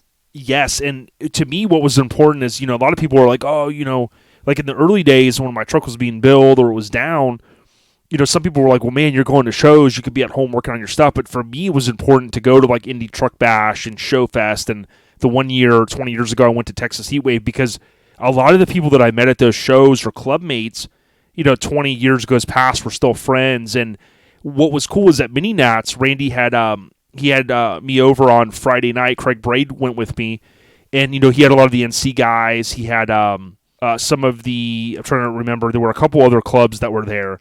I may have had Little Rollers was there probably. Yeah, Little Rollers, and maybe had a little too much to drink. But what was cool is like I met some of the NC guys. Like I think Eric is how you say his name, Eric Fowler. Eric. Yep. And meeting those guys. Now I had met him last year in October, but like we continued the conversation about certain things. I mean, I always remember the Green Ombre that was up from Maryland, and they're like, oh yeah. And then we're talking about, oh, all of us came from the one shop and this and that, and dude, I mean, we talked for like an hour, and we could have just talked for 10 hours, because it was just either people that we knew or memories that we had or how we got involved in the scene. Man, I just love this stuff. Yeah, you had some kind of common interest, and it sparked from there, because you knew something about it and they knew more about it, and everybody wants to learn. So yeah, it's definitely exciting. Yeah, and talking about like Steven, dude, the green NC green card on Instagram, dude. That that seeing a crew cab Nissan hardbody, dude. Like, I mean, a truck that really, wasn't available here. Like, I see that and the interior and how clean that truck is, man. I'm just like, dude, I mean, there are a lot of epic trucks up that way too. Yeah, there's a handful of good-looking trucks up here. It's kind of died down some, but I'm hoping that people start getting back into it and get out there, because in the late 90s, man, it was booming up here. I mean, Phil Fowler's show was packed. And then you got to the early part of the 2000s, 2004, 2005, and right about there, it kind of slowed down, started tapering off, and now it's just kind of leveled out. But the biggest problem is we don't have a whole lot of shows up here. And I mean, we got a handful of shows now. Joey's got his attitude check. Yes. BJ does Rebellion. Mm-hmm. And then we've got Carlisle, but Carlisle All Truck Nationals, a lot of the truck guys have steered away from it. Ever since like the camping stopped. After the camping, and then it kind of started slowly going downhill. Not a lot of truck guys went to it anymore. And then it became the big diesel guys and the big lifted 4x4 guys. This year, they're trying to drum it up and get more mini trucks back to the show. They have their own little section of the show they're going to do. I think it's called the Low Show. So it's actually a section at the show where they're going to just try and have all mini trucks. And I think they've got like 100 already pre-registered for that. So it's something, if they can get enough people back into it, I think it'll help grow the area again. Yeah, it's gaining some steam. Well, speaking of that, like you got Cliff with East Coast Minis, right? I know they were doing the Shoreline show, and I know they put it, but the area, it is a big area up there. Now, we recently had Jeff Gaudet on, which he's now down the earth East Coast. Man, such a good dude. I'm glad I met him, and he's going to be reviving that old down the earth truck, which is now, of course, his. And I was going to try to link. I talked to Phil Fowler at Mini NAS. I said, "Yo, I want to link you up with Jeff because Jeff wants to even eventually try to like throw a show." Now, obviously easier said than done, but if Jeff's committed, like I think he is, and I talked to Phil, and Phil's like, "Oh, I'll give him some tips and that type of thing." But that's what it takes, and maybe we'll get some new blood, thriving up there. Yeah, it'd be nice to get a show more like localized in like the Maryland, Pennsylvania, New Jersey area. Mm-hmm. Because back in the day, there used to be a lot of mini truckers like north of New York and PA and Connecticut. Because there was I'm going to forget the name of the show, but I think it was up in Connecticut or Massachusetts, a mini truck show up there, and I cannot remember the name to save my life. I remember seeing the show coverage. The one that always comes to mind was, of course, the roller show, but I always remember seeing like when Carlisle was big, like in the late 90s and early 2000s, and there was an Amigo up that way. And I always remember the license plate was called Big Nick's on it. The guy's name must have been Nick's or something, but I always remember seeing the cool stuff. And then there was a guy that was floating around maybe like Maryland, Virginia area. Now, I never saw him. Some of the guys that helped me early in the scene, and, got to give a lot of credit to Chris and Russ, these guys that were two of my really good friends, and they kind of brought me along and taught me a lot of stuff and showed me their old show photos. But there was a guy named Ryan Cochran, I think, and he had that Mazda extra cab, and it was like a purple. It might have been the chameleon paint. Remember when that was big? There's a throwback term. And Chris used to say it was the first truck that he saw that had, quote, fastbacks. And he was like, oh, it was so fast. And he was the one that when he took the top, well, I think he had a topper that he would take off, and it had a walkthrough. So he had the back seat, but it was without the topper. So it was something. It wasn't topless, but I think it was kind of cut out. I can't remember. It was something like that. But it was cool when I was seeing it in show coverage because they're like, oh yeah, we saw him at a show, whatever. But that was back when like fastbags was like the term because everybody was getting rid of the manual valves. Yeah. So but a lot of good memories. Now, what's funny is this came to mind when you were talking earlier. When I first got in the scene, before I had started doing business with Steve Nielsen over at Alter Images, I remember seeing an ad, and there was a shop in Virginia. And I think when I first bought my bags and my 1/4-inch line and my my dual needle gauge and then my manual valves, I had bought it from a shop in Virginia. And I don't know why I always remember that now, but yeah, there's just a lot of good people up there. I never made it to Booger Bash. I know that was a show that a lot of people liked. I think that was in the Carolinas. Yeah, it was North Carolina. It was at the Charlotte Motor Speedway, and that was a show, man. It was like the show that ended the show season for the year. It was awesome, man. It was Chuck always put on a good show. Yeah, before the quote winter and stuff like that. So that's pretty cool. Now, when going back to kind of where you grew up, so did you move around a lot, or did you kind of just grow up in that one area? So at the age when I started driving, I pretty much grew up in this area. Okay. So, once I started driving, this was the area that I lived in. Then I did move to Georgia, and then while I was in Georgia, I wound up bagging the Mazda and then going to shows down there. And we loaded up and went to, in 96, we drove out to Arizona Spring Splash. No way. River. Really? Dude, that was the best road trip. Oh, yeah. Me, and at the time, it was my girlfriend. Ago. Yeah. At the time, it was my girlfriend, and now she's my wife. We packed up and she drove down from Maryland to Georgia. Then we drove out to Texas and met up with Radar and Lurch. No way. And then we drove across Texas, across New Mexico, out to Arizona. Dude, it was an epic road trip, man. I'd love to do that again. Just hop in a mini truck and go across country with a couple of the guys. So, the show was awesome. We camped basically at this Laza Park, or I can't remember the name of it. We camped inside the park, right on the river, And everybody's joke was, the alarm clocks are going to go off in the morning. And you're like, what are you talking about? It's the speedboats shooting up and down the river at like 6, 7 o'clock in the morning. That was your alarm clock. Like, whoa, they're getting it down the river. And you're like, oh my God. Oh my God, dude, that is awesome. I did not know this. Yeah, and I think a lot of the shows back then were like at La Paz Park in Parker, Arizona. Yep. That's probably where it was at. Exactly where it was. Yeah, man. That was I still have my trophy for longest distance, and it was awesome. Yeah, I'll have to go. The show was just, you see all this stuff, you're like, man, I saw that in a magazine. Just walk around just like in awe. Like, I see all this stuff in a magazine. Now I get to see it firsthand. And it was really one of the first shows that I've been to that had cruising. Yeah. So they just cruised around the park, like 4 or 5 o'clock in the afternoon. They just started cruising around the park, and they'd cruise around to like 9, 10 o'clock at night, and later than that sometimes. But it was really an experience that a lot of the guys, a lot of the younger people that get into it really should experience something like that. Cause it just shows you the true meaning of mini trucking and hanging out and having fun. It's not about the trophies or the awards. It's about getting out there and hanging out with people that have the same interest as you, and just BSing about everything. Just, this is what I did. This is what I want to do. And yeah, you want to help me? Yeah, I'll help you. So that's what it's all about. It was like Burning Man before Burning Man. I don't know much about it, but I know it's like that big crazy festival and everyone's helping each other out. But it, what's ironic is I remember growing up reading the magazine, of course, Mini Truckin', and in July '96 issue was when they had the Spring Splash '96 coverage, which I think was like Marchish, and that had the famous Reds Mazda on the cover that was bouncing. But when you look at the West Coast show scene and you think about some of those epic runs, I mean, there's no doubt, 95, 96, 97. You go on Sport Truck and you look at the coverage. Now, granted, Sport Truck didn't start doing the coverage till 97, and not every show's on there, but like even like Spring California Truck Jam and there was Jet Jam a few years, and some of those, man. I mean, you just got to go, dude. Those guys out there were really living it up, but we could live vicariously through them through the magazine. But of course, I mean, dude, you at an early age were freaking out there. That's freaking sick. Yeah, and I mean, I hit a lot of the Texas heat waves back in the day. Dang, really? So yeah, I know David's doing that one this year again. I think he's still at the helm.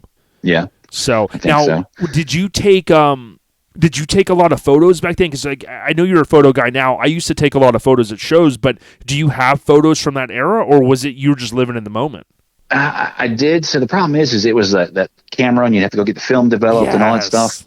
And just through the years of moving and different things, I've found some, I've lost some. So, I mean, I'd love to try and dig around and find them, and it would bring back some really good memories. Yeah, definitely, because I look at some of those years, and that's why, like, every April I try to always post about Spring Splash 94, because, reading the magazines and kind of, lining everything up, and you go, well, man, the 25th anniversary of that famous cover that Courtney shot was, like, in 2019, and you just look at it, and I got a chance to meet Chris Kudo when he came out from Down the Earth to Mini Nats, and we had talked a lot on social media and stuff, and for him to go, yo, I was in that photo too, and you had Lomigo was out there, and just a lot of guys. But dude, that's cool from an early perspective. That you went to a West Coast show in '96. I mean, that's pretty dope, man. Yeah, it was good times.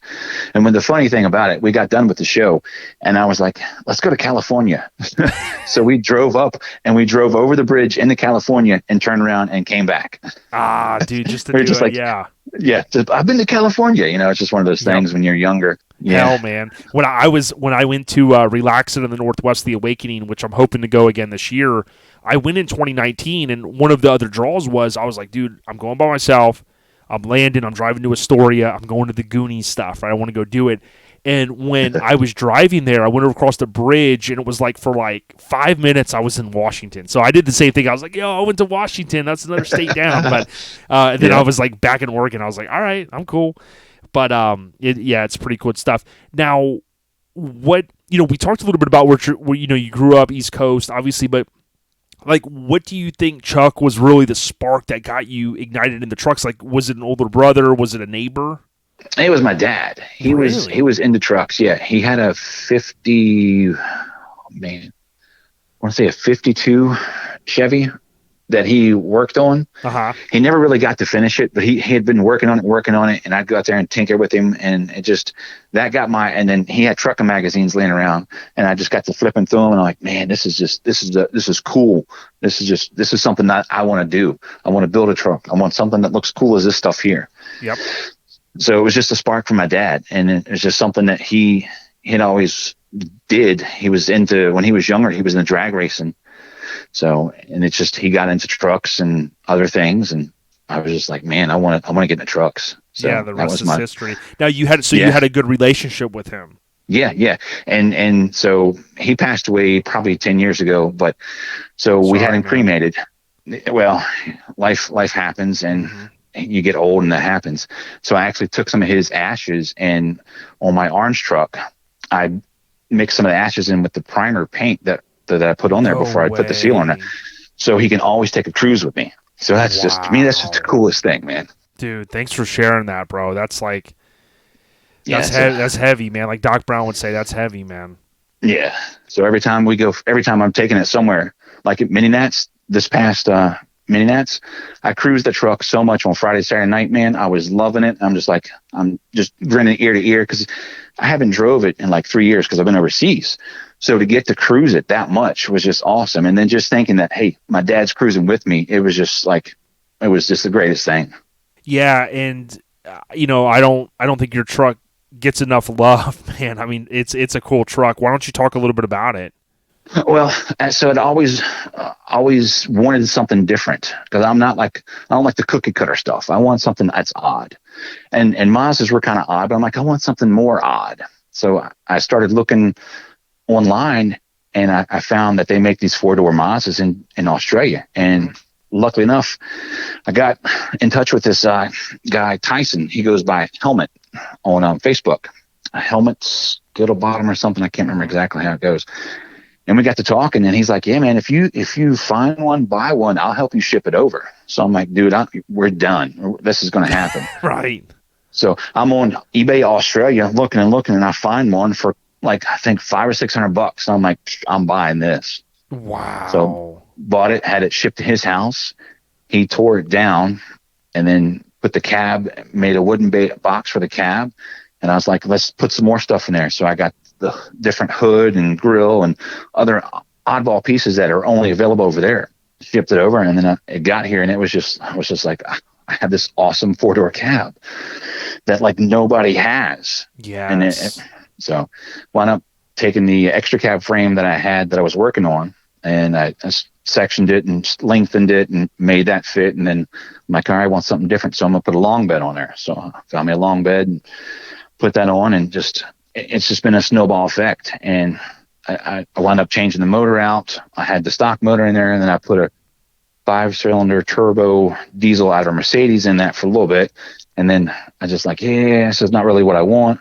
And then I wound up putting a 4.3 out of an S10 in it right now, so it can actually kind of get out of its own way. Nice, dude. So what trans are you running? It's got the stock 4L60, I believe it is. Oh, nice. Okay, yeah. So then it was like a perfect match. Boom. Yeah. So it needs a lot more work. I like driving it too much. Yeah. That's my biggest problem. People are like, oh, when are you going to finish it? I'm like, man, I don't know, man. I like driving it. Yeah. I like to be able to get it and start it and go, and I want to drive it. And every time I get the itch, I will out, jump in it, and go for a spin. Yeah, you don't have to worry about chips and all that. I know people are like, when are you going to paint your Lincoln? I was like, I don't know if I'm going to. I kind of like it oxidized, and just, it is what it is. Yeah, and I don't even know if once I start building my other truck and I get that one built, I may pull the orange one off the road and build a new frame and just kind of go out with it and do some more stuff to it.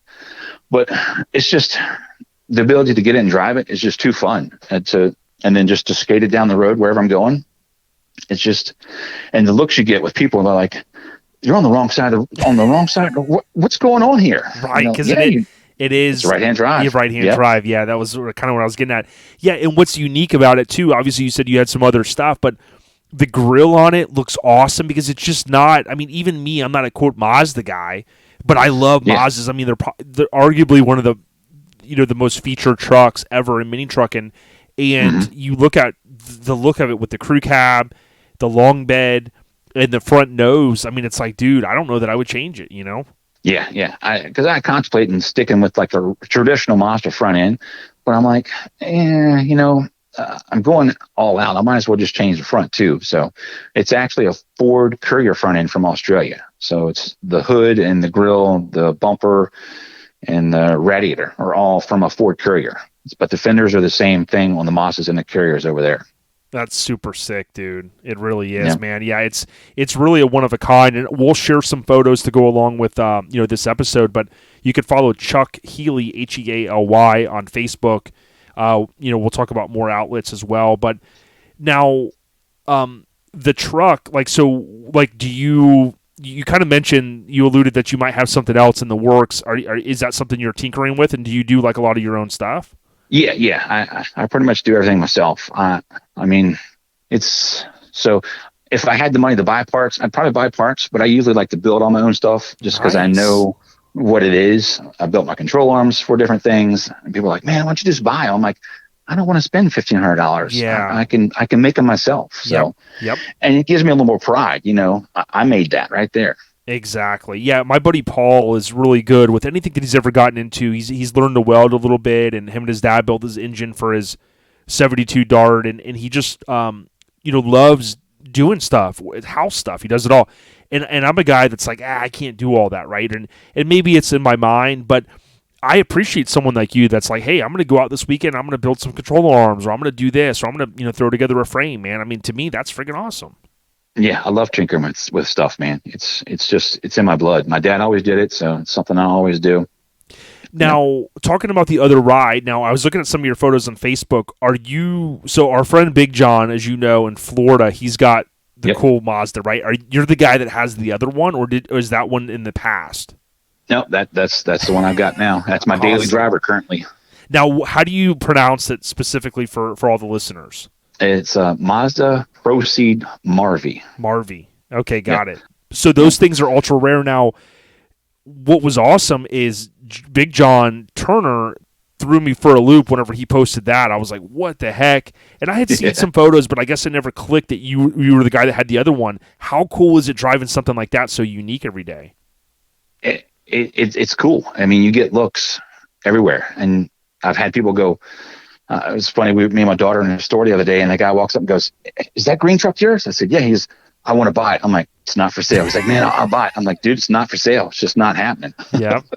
Yeah. To me, it's awesome that if you look at some of the vehicles in that era, and especially even like growing up, my friend Nathan, his parents had like Accords from like the 80s and stuff. And dude, those cars just chugged along. The interiors never degraded. Whatever they were sticking in the plastics and stuff was nothing we were using in America, because it was like the stuff just never faded. But when you look at something like what you got, it's so unique, and it probably, knock on wood, runs really well, man. It does. I mean, I got it used at an auction in Japan, and it had like 60,000 miles on it, and it was in 1993. Wow, dude. That is freaking awesome. Something like that, the Japanese family would very rarely drive it unless they were going on vacation or they were going to go camping. Other than that, it would sit, just because that's a big vehicle for over there. There's not a lot of room. Amazing, dude. That's cool. Now, if you're driving that every day, do you you wake up on the weekends and you tinker a little bit with the crew cab? Like, how does that work as far as splitting your time? Right now it's just really, I drive that, and then on the weekends I'll drive the orange truck. I don't really get to tinker with them right now. Yep. It's just I'm kind of excited to be back and driving them and enjoying them. And I currently don't have my garage anymore because it's full of all our stuff that we brought back with us from Japan, so I don't have room for it. So once we get all that stuff straightened out, I'll have my garage again, and then I can pull one in and start messing with it and enjoy one while the other one's down. So, well, yeah, you've got a plan, and I think to me that's important, but it's also important to balance the life aspect. But I love that you still hit some shows when you can. And, you've got the toys. I mean, you can go turnkey and go cruise them and do what you want to do. So that's pretty cool. But now I did want to kind of talk to you because I think it's a unique opportunity. We've had guys on from other countries, but talk to us a little bit about what led you to moving outside the U.S. and talk to us a little bit about your time over in Japan. So the wife, her company decided that we were going to move over there. So they said, okay, you guys, we're going to pack your stuff up. We're going to ship you over. So they shipped us over. We're over there, and just my first time getting there, I'm like, man, this is really big, because I've never moved somewhere that far before, and to another country. You just had to take it in for a little bit, and then maybe I think like 3 weeks after I was there, Truck Masters final was coming up, and I'm like, man, I got to figure out how to get downtown and go to that show. So in this country that I could not understand anything from anybody, so my Google Maps, thank God, was able to help me. Yeah. Got me to the train station, took the train down, got off, went walking around, found the place, ran into Makota. He was there. So, and I messaged him and said, hey, I'm going to come to the show. And he's like, okay, I'll just look for me. And so I met with him, and then I walked the show, man. And it was just like, wow, this is just crazy. Heaven, I've heard about this show. I've seen small pictures from this show, but being here and checking this out, like 600 plus vehicles in this parking lot, I was just like, man, this is just the coolest thing. And what was crazy is I stood out like a sore thumb. Yeah. Over there, this 6 foot red beard, bald headed guy walking around the show with all these Japanese guys. And it's just like, they were all looking at me, and they were like, what? He's not one of us. Yeah. And tell me this, they're not some of the, I mean, dude, they're some of the most, I know you, before we started recording, you said hospitable, but they're some of the nicest guys. When we've had, Mikado, I've got a chance to hang out with him, Severed Mikado. And, then we had Shin come over for, Slamfest a few years ago, and he stayed, when we hung out a whole bunch, and it was awesome communicating with the guys. I mean, like, some of them talk even better English than you would ever imagine. But I mean, dude, some of the nicest guys, dude. Oh, they are. They're down to earth, man. They'll almost do anything for you to help you out, or whatever. It's crazy. So being over there, I met up with Shingo, the editor of Custom Truck magazines, and he was like, yeah, he goes to shows. I'm like, dude, I want to go to shows. So we go to shows, and we get there, and these guys, we go out to dinner. They pay for everything. They put me up at a hotel room. They were treating me like king, man. It was great. Everything was like, man, let's go here. Let's go there. Let's go check this out. And look at this. And let's go to this shop. Let's go check out this other guy's shop. Yeah. They were just showing us all kinds of stuff. And I've told him, I said, dude, you guys ever come here? Same treatment. I will put you where you do everything. Except for I won't pay for their beer, because those guys can put some alcohol away. I know, man. It's like, dude, I love it. And it was so funny because, when Shin was coming into Slamfest when it was up in Gainesville, he was like, hey, I'm gonna be, he was like coming in like at like 3 in the morning. I was like, all right, well, so we stay out till about 12:01. I finally gets there, and it was just, we had such a good time. And then of course they always bring, like, it's almost like an honorary thing when they have is it called sake, and the cool little things, and then they, a lot of the Severed guys, they'll bring that, and then they'll like kind of gift the final empty thing to someone, and I got one, and I mean they're just so cool, but they definitely can put down some booze. Yeah, they can. I mean, we were out one time, and I think there was about 15 of us, and I mean, they're just putting that stuff away. So funniest thing is, we're sitting there. This is my first time out with them, and they get all their beers and they get all their food, and they're just and then all of a sudden they start saying, "So listen," I'm like, "What the hell is going on?" And it's excuse me, basically, to have the waiter come back over, and then forget how they pronounce it, and then he'd bring them some more, and by the end of the night, man, their bill was like almost $3,000. I was just like, oh my God, these guys can drink it like water.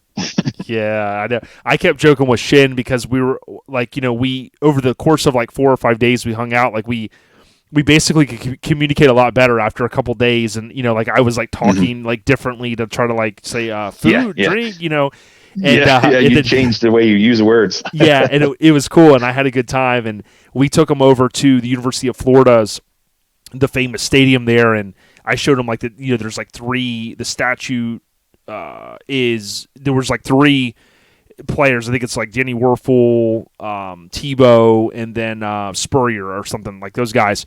So then I was showing him. I go, do the Tebow, and that was like when that was big, and then he did it, and I was like, hey, that's America. That's what we're doing right now, and he had a good time. But we were joking because he was saying that. I was like, what do you do, job, And he was like, he basically told me that he works like on like satellites. I was like, oh, big money. And he goes, no. And he, he was like, we were just ribbing him and stuff. But man, we had a good time. And those guys, they really do seem like they love the American culture. I know like the Japanese, they've always loved rock and roll. And I know they do the air guitar stuff and they collect, a lot of music and stuff.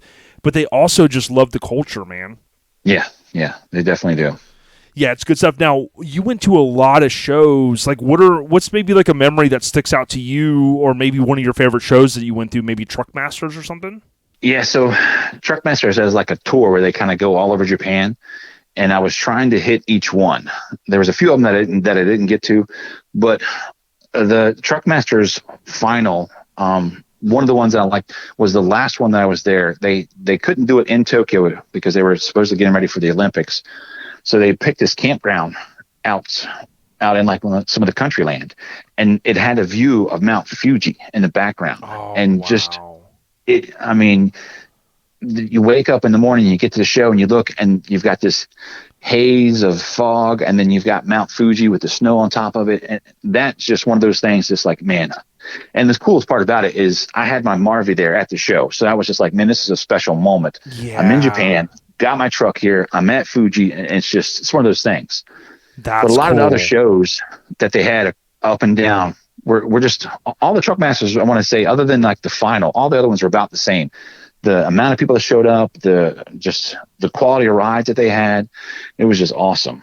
Yeah, that's pretty cool. Now, to me, it sounds like kind of surreal, and I looked at some of your photos on Facebook. Now, I think we kind of started to talk a little bit about, did you end up going, so you went over there because of like your wife, the work that she does, right? Yeah. So you guys also took a lot of cool photos, kind of talking like about the Mount Fuji stuff. When I go on your Facebook, like I see a lot of cool photos that you kind of, it seems like you ventured out. You obviously made friends. You guys went to bars and food and all that stuff. Did you find that you and your wife would go out and try to like find certain things that you guys wanted to do as well? Like out doing little adventures out? Yeah. I mean, the coolest thing was hiking Mount Fuji. That was one of the coolest things I've ever done. Oh, so you did do that. Okay. Yeah. So we got to hike it, and it was a chore to hike up and hike back down. It took us pretty much all of every 12 hours to go up and come down.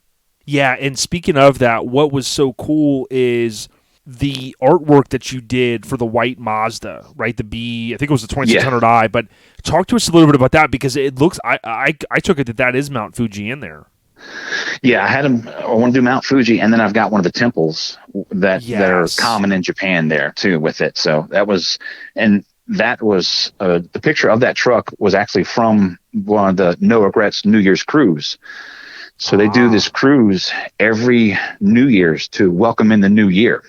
So they have this cruise every year, and they're like, "You want to come?" I'm like, "Heck yeah, I want to come."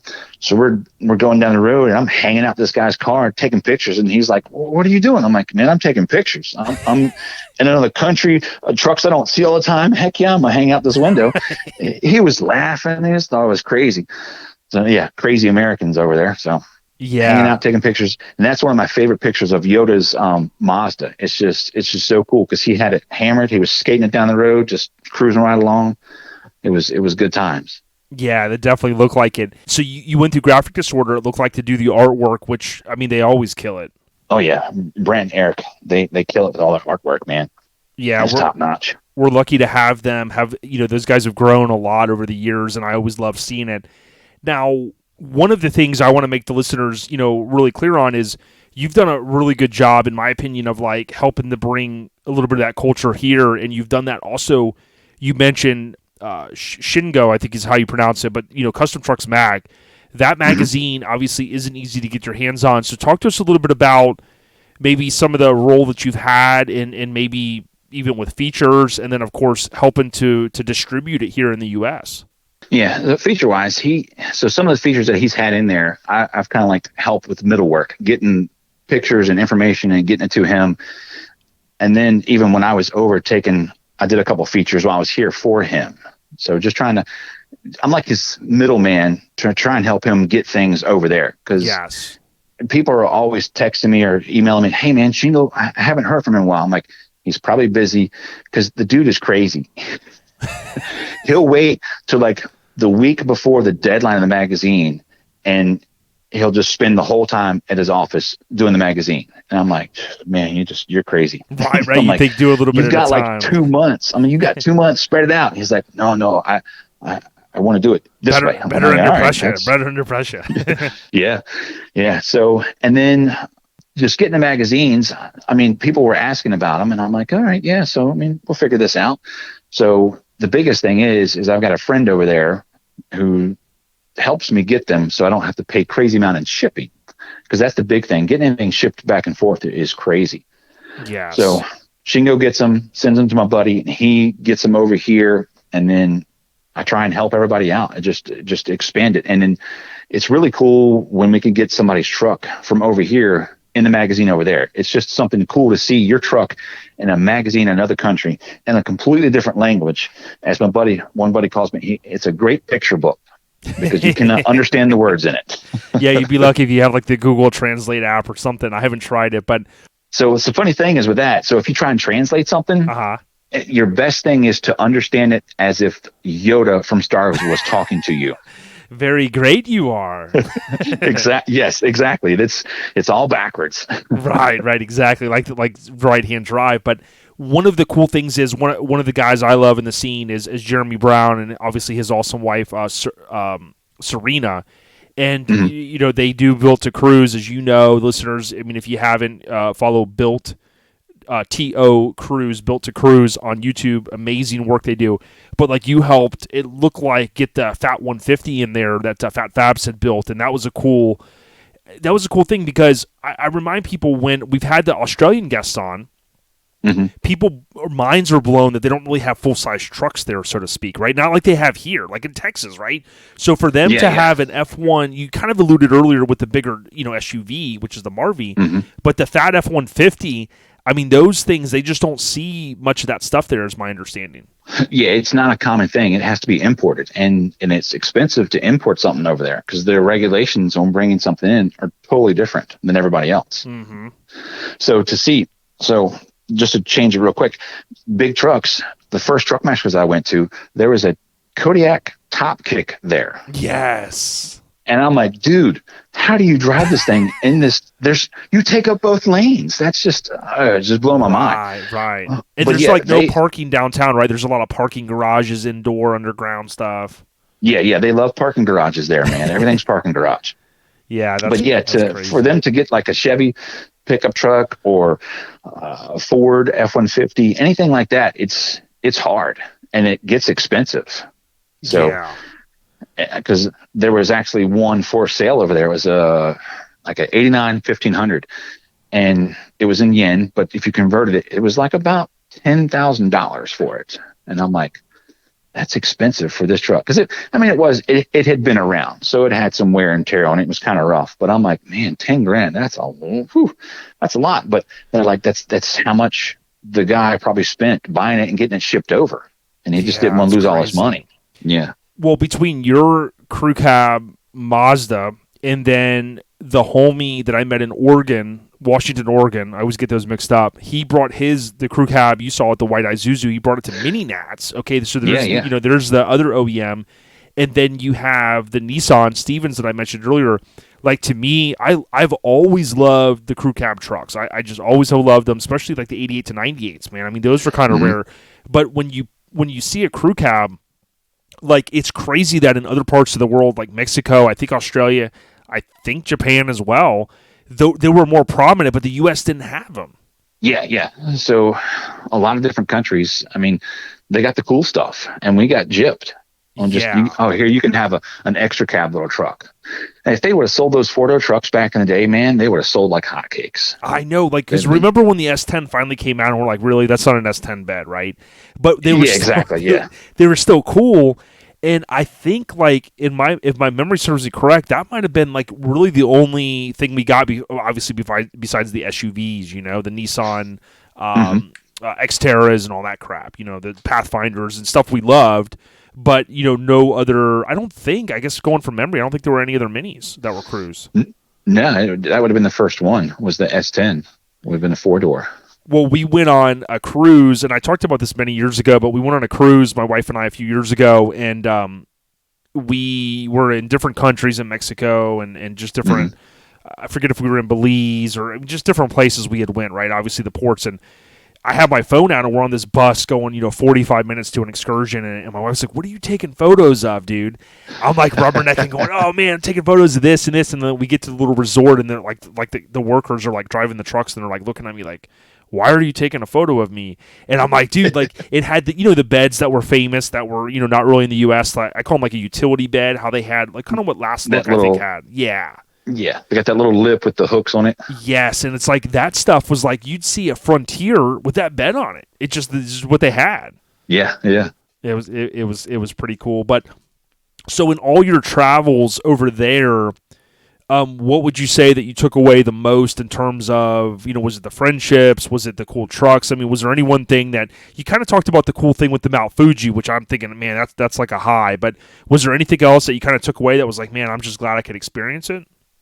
It was basically the friendship with all the guys that I got to meet, because I got to meet a lot of guys from Hokkaido, which is the most northern part, all the way down to Osaka, down because Hide and Anna live down there, and just all the people I got to meet over there, they were just, it's something I'll never experience again. It was just something that was totally awesome to have that time to do it. And one of my most favorite parts I remember is was like January. It was actually before I came back. The guys up in Hokkaido and were like, "Hey man, we want you to come up. We want to do one last like hoorah, hang out, whatnot before you go." I'm like, "All right, let's do that." So I get up there and they pick me up from the airport and we go to this ice thing, and it's wintertime up there. I mean, it is freezing cold. There's snow everywhere. We get to this little ice castle, we do that thing, and then the next day they take me all over and show me all their cultural stuff, all their things that's just I would never see on TV or nothing. It's just, the experience was great. And then they finally they had been trying to butter me up and get me to go to an onsen. Okay. And I was like, man, no, I'm not doing that. So finally they're like, they pull up and they park the car and they're like, all right, we're going in. I'm like, all right, let's go. So, and that was something I'd like never could see myself doing before. And it was just a cool experience because you have the inside and then like, all right, we're going outside. I'm like, outside, dude, it's freezing cold and I'm naked. That's not happening. No. So we get outside and they have these onsens up top, and it's like you get in it and you're sweating sitting in these things, and it's freezing cold outside. And then just the view, they had this frozen lake with these mountains in the background. It's just like, man, it's just coolest thing. Surreal. So just meeting all the guys and them showing me all their culture and all the things that they love. And it was just, they were passionate about their culture, and it was just great to have that experience. And they're passionate about trucks too. Yeah, they are. And speaking of that, I mean, I appreciate you sharing that story, because I'm like, I mean, this is great stuff. Now, you were over there around the time, and you may have said his name earlier, but I'm going to probably butcher it, but it's Takshi, the guy with the pink, I'll just say the pink Tacoma, right? Yeah, pink taco, yeah. Right, so the pink taco, Ron ran it as the Hammered Weekend Wear shirt, which I loved, and then it was our 2019 Mini Truck of the Year. Now, we were going to traffic the award through you because we were going to meet you at a show, and then it just didn't work out, or we were going to ship it, but you got a chance to see in some of the photos I saw, like you were there, or you may have even shot it. You were there the day that it was being shot for the indoor, right? So yeah, he debuted at Moon Eye's indoor hot rod show, and the night before they were like, "Hey, you want to come to the photo shoot?" I'm like, "Heck yeah, man!" So we get there, and just that experience itself is just sitting there watching this guy do his work in this big white room and checking everything out, and then helping him move it to different positions and change things so the guy can change the camera view and do the different things like that. That was just a really cool thing. And looking at a truck, I mean, you could look at that truck all day and see different things, and then come back the next day and see some more stuff. So, and then just the ability to be able to get that close to it and almost, well, I touched it, but don't tell them that. Right. Yeah. Yeah. That thing is, and just the color and the interior and the paint. And I mean, you look at that. You look at that truck and you're just like, it's a definition of like a hardcore mini truck. That's for sure. Yeah, and he definitely is. He's had a few mini trucks in the past. He's had a couple Mazdas, and then he wanted to build something different. So they built that, and it's actually, I may butcher this wrong. I may miss this all, but if I'm not mistaken, it's actually a Toyota Hilux. It's not a Tacoma or a Taco, because they didn't offer the Taco over there. It was called a Hilux, and there's something different about the front end, and I'm sure somebody can tell me that I'm saying something wrong about it, but the front ends are not interchangeable on those. Right, exactly. I know, and I'm always cautious when I share stuff from overseas. I'm going, oh, okay, look at this Tacoma, or because you're right. They had the different iterations, or it might be even the Nissans will sometimes get me, like you mentioned the D21 earlier, and the technical terms. So, that sometimes will get me. Now, I had a chance to write a couple features.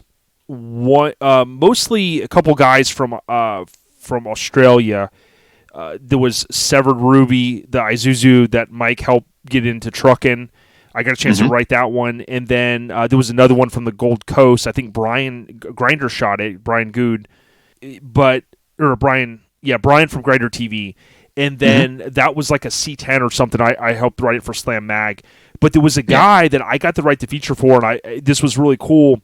You probably didn't get a chance to meet him. He's not really into mini trucks. He's into a 64 a 64 Impala, but he goes by 64 Kamal, Kamal, on Instagram. And what was cool about, his car, he's over there in that area in Japan, but the culture, like you look at like the lowrider stuff, they embrace it. And his car, dude, I swear, like you look at the Slammed Mag feature, dude, this thing is like the lowest Impala that I've ever seen in my life. Like you can't even see the rear wheel at all when the little skirt's on. And you look at the stuff, and that's what I love. Like we love our Impalas here, and we love our mini trucks here, but like over there, it's like even more of a special value because they just don't seem like they have as much, as far as that goes. Yeah, there's definitely a big following for the lowriders in all those cars. I went to a couple lowrider shows, and just some of the quality of the work and the craftsmanship, and like the etching they did and some of the detail work, it's just like, it's crazy. Yeah, it is. Go through that much, and it's not something that they can drive all the time over there either. Right, exactly. Because just with the weather, the way it may be, and stuff like that. I know they've even they've got the volcano stuff going on. I know like here in America, it's like some people are like, oh, how can you live in Florida? There's hurricanes all the time, and I'm like, well, knock on wood, I've lived here my whole life, and we've never had a direct hit where I live. Yeah. But you know how it is. It's like when I was growing up, watching the World Series, and I think in '89 when the A's were playing, and then you see the earthquake, and I'm like, how could you live in California? There's earthquakes all the time, and then you kind of find out, well, they're not every day, but that stuff still blows my mind. But now you basically transitioned back to the U.S. because of your wife's with her career and stuff, right? Yeah. Her time at that job was up, and they put us back over here. So we're back in the States and just trying to get settled back in. Just trying to get a normal life back in routine. So yeah, because it is a big change. Now I got to ask you this. I always joke with, some of our guests from Down Under and things like that. But to me, what was it like when you first flew back? Did you really have the jet lag and things like that? No, I really only had jet lag going over. It took me about 2 weeks to get rid of the jet lag. Really? And then every time I flew, because I've got to say I flew back probably 5 or 6 times. I flew back and forth. And that's a long flight, ain't it, man? It was about a 16-hour flight every time. Dude. Bro. Yeah, I don't know if you smoke or whatever, but man, if I was a smoker, I'd be like, dude, man, give me all this plane. There was a guy that I worked with a long time, Alan Campion, really amazing photographer, and he was taking a flight. He was telling me this big trip he was going. He was going to be going to, I think, Korea. And he was talking about, I'm landing here, and then it's like a 22-hour flight or something. I was like, dude, I said, I get antsy going to like maybe Vegas, dude. My legs, I'm like, I gotta stretch them. Now, did you have a little bit more room than like an American typical plane, or what was the deal? No, I mean you still have pretty much the same amount of leg room. Wow. You've got more seats that go across. You've got like a 3 seats, and then 4 seats, and then 3 seats.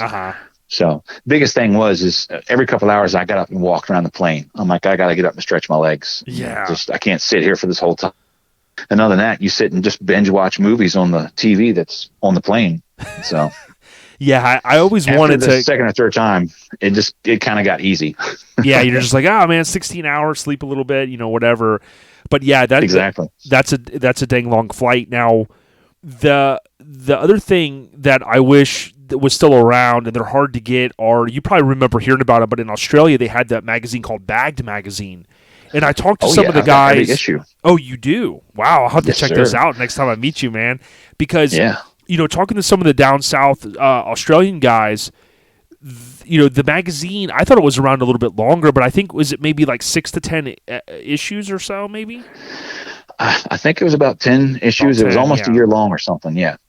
Yeah, and what was cool is the there's a lot of cool trucks in there, and to me the culture between Australia, I know even New Zealand goes hard. I know for a while Severed, I forget if we ever patched in the New Zealand guy that was over at SEMA one year, but like between Australia, New Zealand area, and then of course Japan, I mean, dude, mini trucking's like strong over there, man.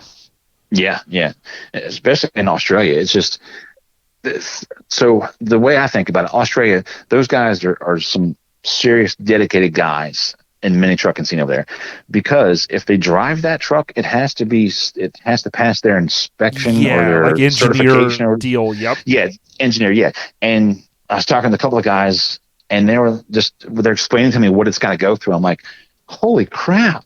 I'm like, that's just crazy. I'm like, half the trucks in the U.S. wouldn't pass that. Dude, they don't know what a rat rod is. They're like, there's no way. And now I say that jokingly because there are some cool rat rods out there. Don't get me wrong, but we've seen the ones out there that are like, but we've also seen mini trucks too. We're like, that shouldn't be driving, but it is what it is. It's America, And it happens. Yeah. Yeah.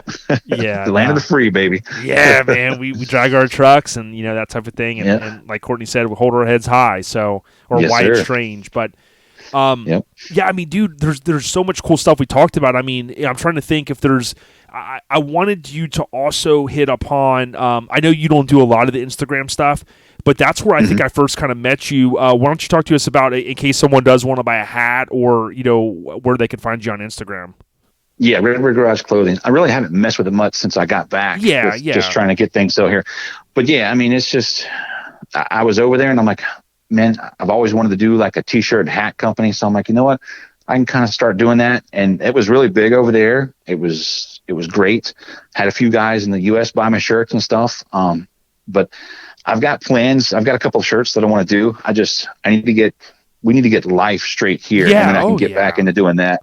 I've got a couple of shirts planned that I want to do. So, but it'll be a little while. It's just something I've always wanted to do. And I'm like, Redbeard Garage. I mean, I got a red beard. I like to be in the garage, so let's go with it. So yeah, the C10 that you did was so epic that had the bear on it, and I think that was the one that had kind of the, I don't know if it's like a temple. It had a little of the architecture there, but like the stuff that you did was awesome, and I think you could even come back once you're ready and do some banners and stuff. Because I mean, I'd love to hang some of this stuff in my garage, dude. It's just sick. And then the one with obviously Mount Fuji, which was the Mazda pickup. Yeah, and then Anna's taco. Yes, with the panda in the back. I kind of threw that. I'm like, let's do a panda in there. So it was just kind of it was kind of a weird thing, but it worked out. I liked it. Yeah, and before we started, when I think of Japan, I do think of bridges, right? Because there was a lot of epic ones, and I think Mike, when he was at Mini Truck in Alexander, he did a real good job of obviously expanding worldwide, bigger than it was, and Ernie played a role in that. Low Life Mikey with what he was doing. But even before that, like Lance had ran some features from overseas. Of course, Courtney, you probably remember back in the day, he would swap features with that Daytona magazine. Yeah. So, you kind of had Courtney and Mike, they did their thing. Lance kind of furthered it. or Lance furthered, as much as he could, and then Mike and Ernie kind of did their thing along with Low Life. I know Sever Joe went out there one year, Jamie McBride, my severed brother, and C10 Vatos Joe, of course, Morgan, and things like that. So it's cool that there's been people that venture out, but I think you're one of the guys that has been able to embrace the culture for a longer period of time than most. But now you're back, and like it's been cool that you've been able to share some of the awesome stories, man. Yeah. It was definitely good times, and if anybody ever has a chance, save that money up. Go to Truck Masters, man. It's worth it. You want to do Truck Masters finals, and that's the one you want to hit. It's always like in November, but save up some money during the year and hit that show. It's definitely worth going to see the show and go and check out some of the culture. So it's good times for sure. Yeah, the food, the drinks, the camaraderie, the brotherhood. Oh, and, yeah. Even if you just kind of communicate the best you can, a lot of those guys, and I give all due respect. I mean, I did a YouTube video the other day, and I was flipping through actually a Custom Trucks mag, and I didn't realize it was the first issue, because remember when they changed their name? I didn't realize they kind of had reset the shot clock, and Josh Ellis had reminded me, and he said, hey, well, this is issue 1. And I was like, well, wait a minute. My truck was in there from some show coverage. So I was going through it, kind of giving some insight on YouTube. And I had mentioned that, sometimes people, they look at other people that speak different languages and they're like, oh, they can't. But, dude, I can barely speak English, right? You got people in other countries that are like, oh, I'm going to learn American just so I can go there and, learn the culture, and they know. I mean, dude, you couldn't give me $1 million and say, learn Japanese in 5 years. I probably couldn't do it. It's definitely difficult to learn. But yeah, most of the guys over there knew a little bit of English. They knew some of the basic things just because they want to be interacting with the mini truck scene, whether if they're watching videos from over here or talking to people on Facebook from over here, or even coming over to the States.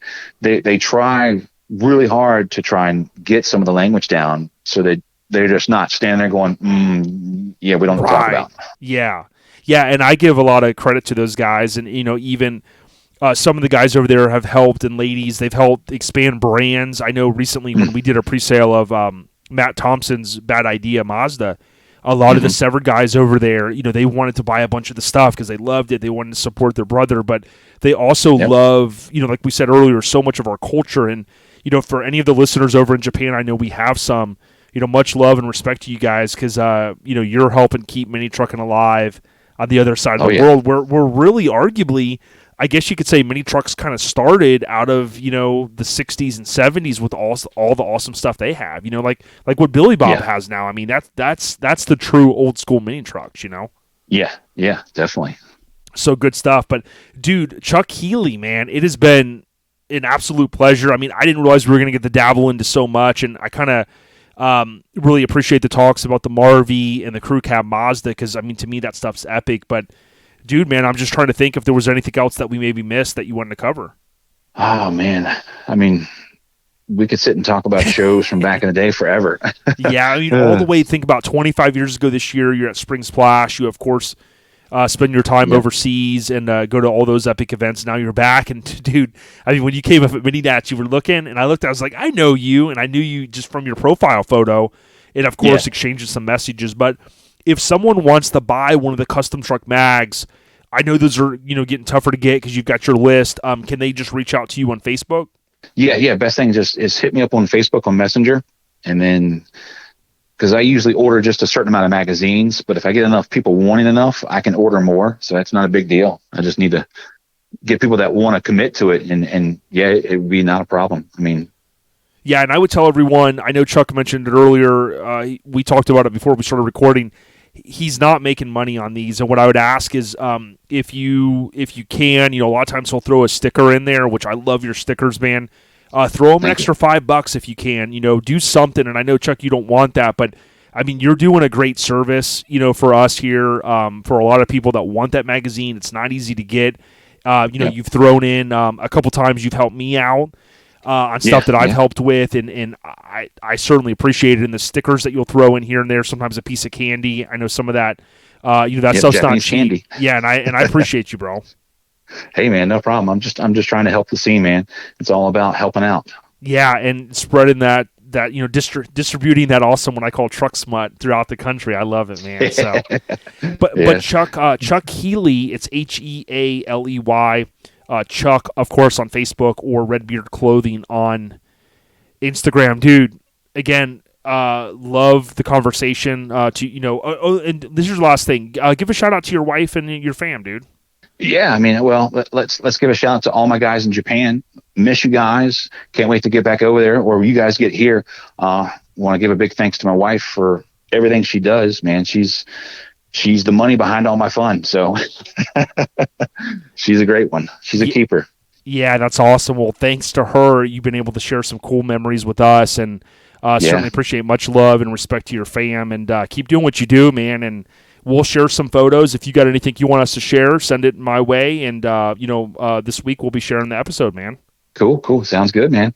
Appreciate being on. It's awesome. Yeah, much love and respect to you, Negative Camber, all the family out there. Keep doing what you do, Chuck. All right, buddy. Thank you, sir. We got you. All right.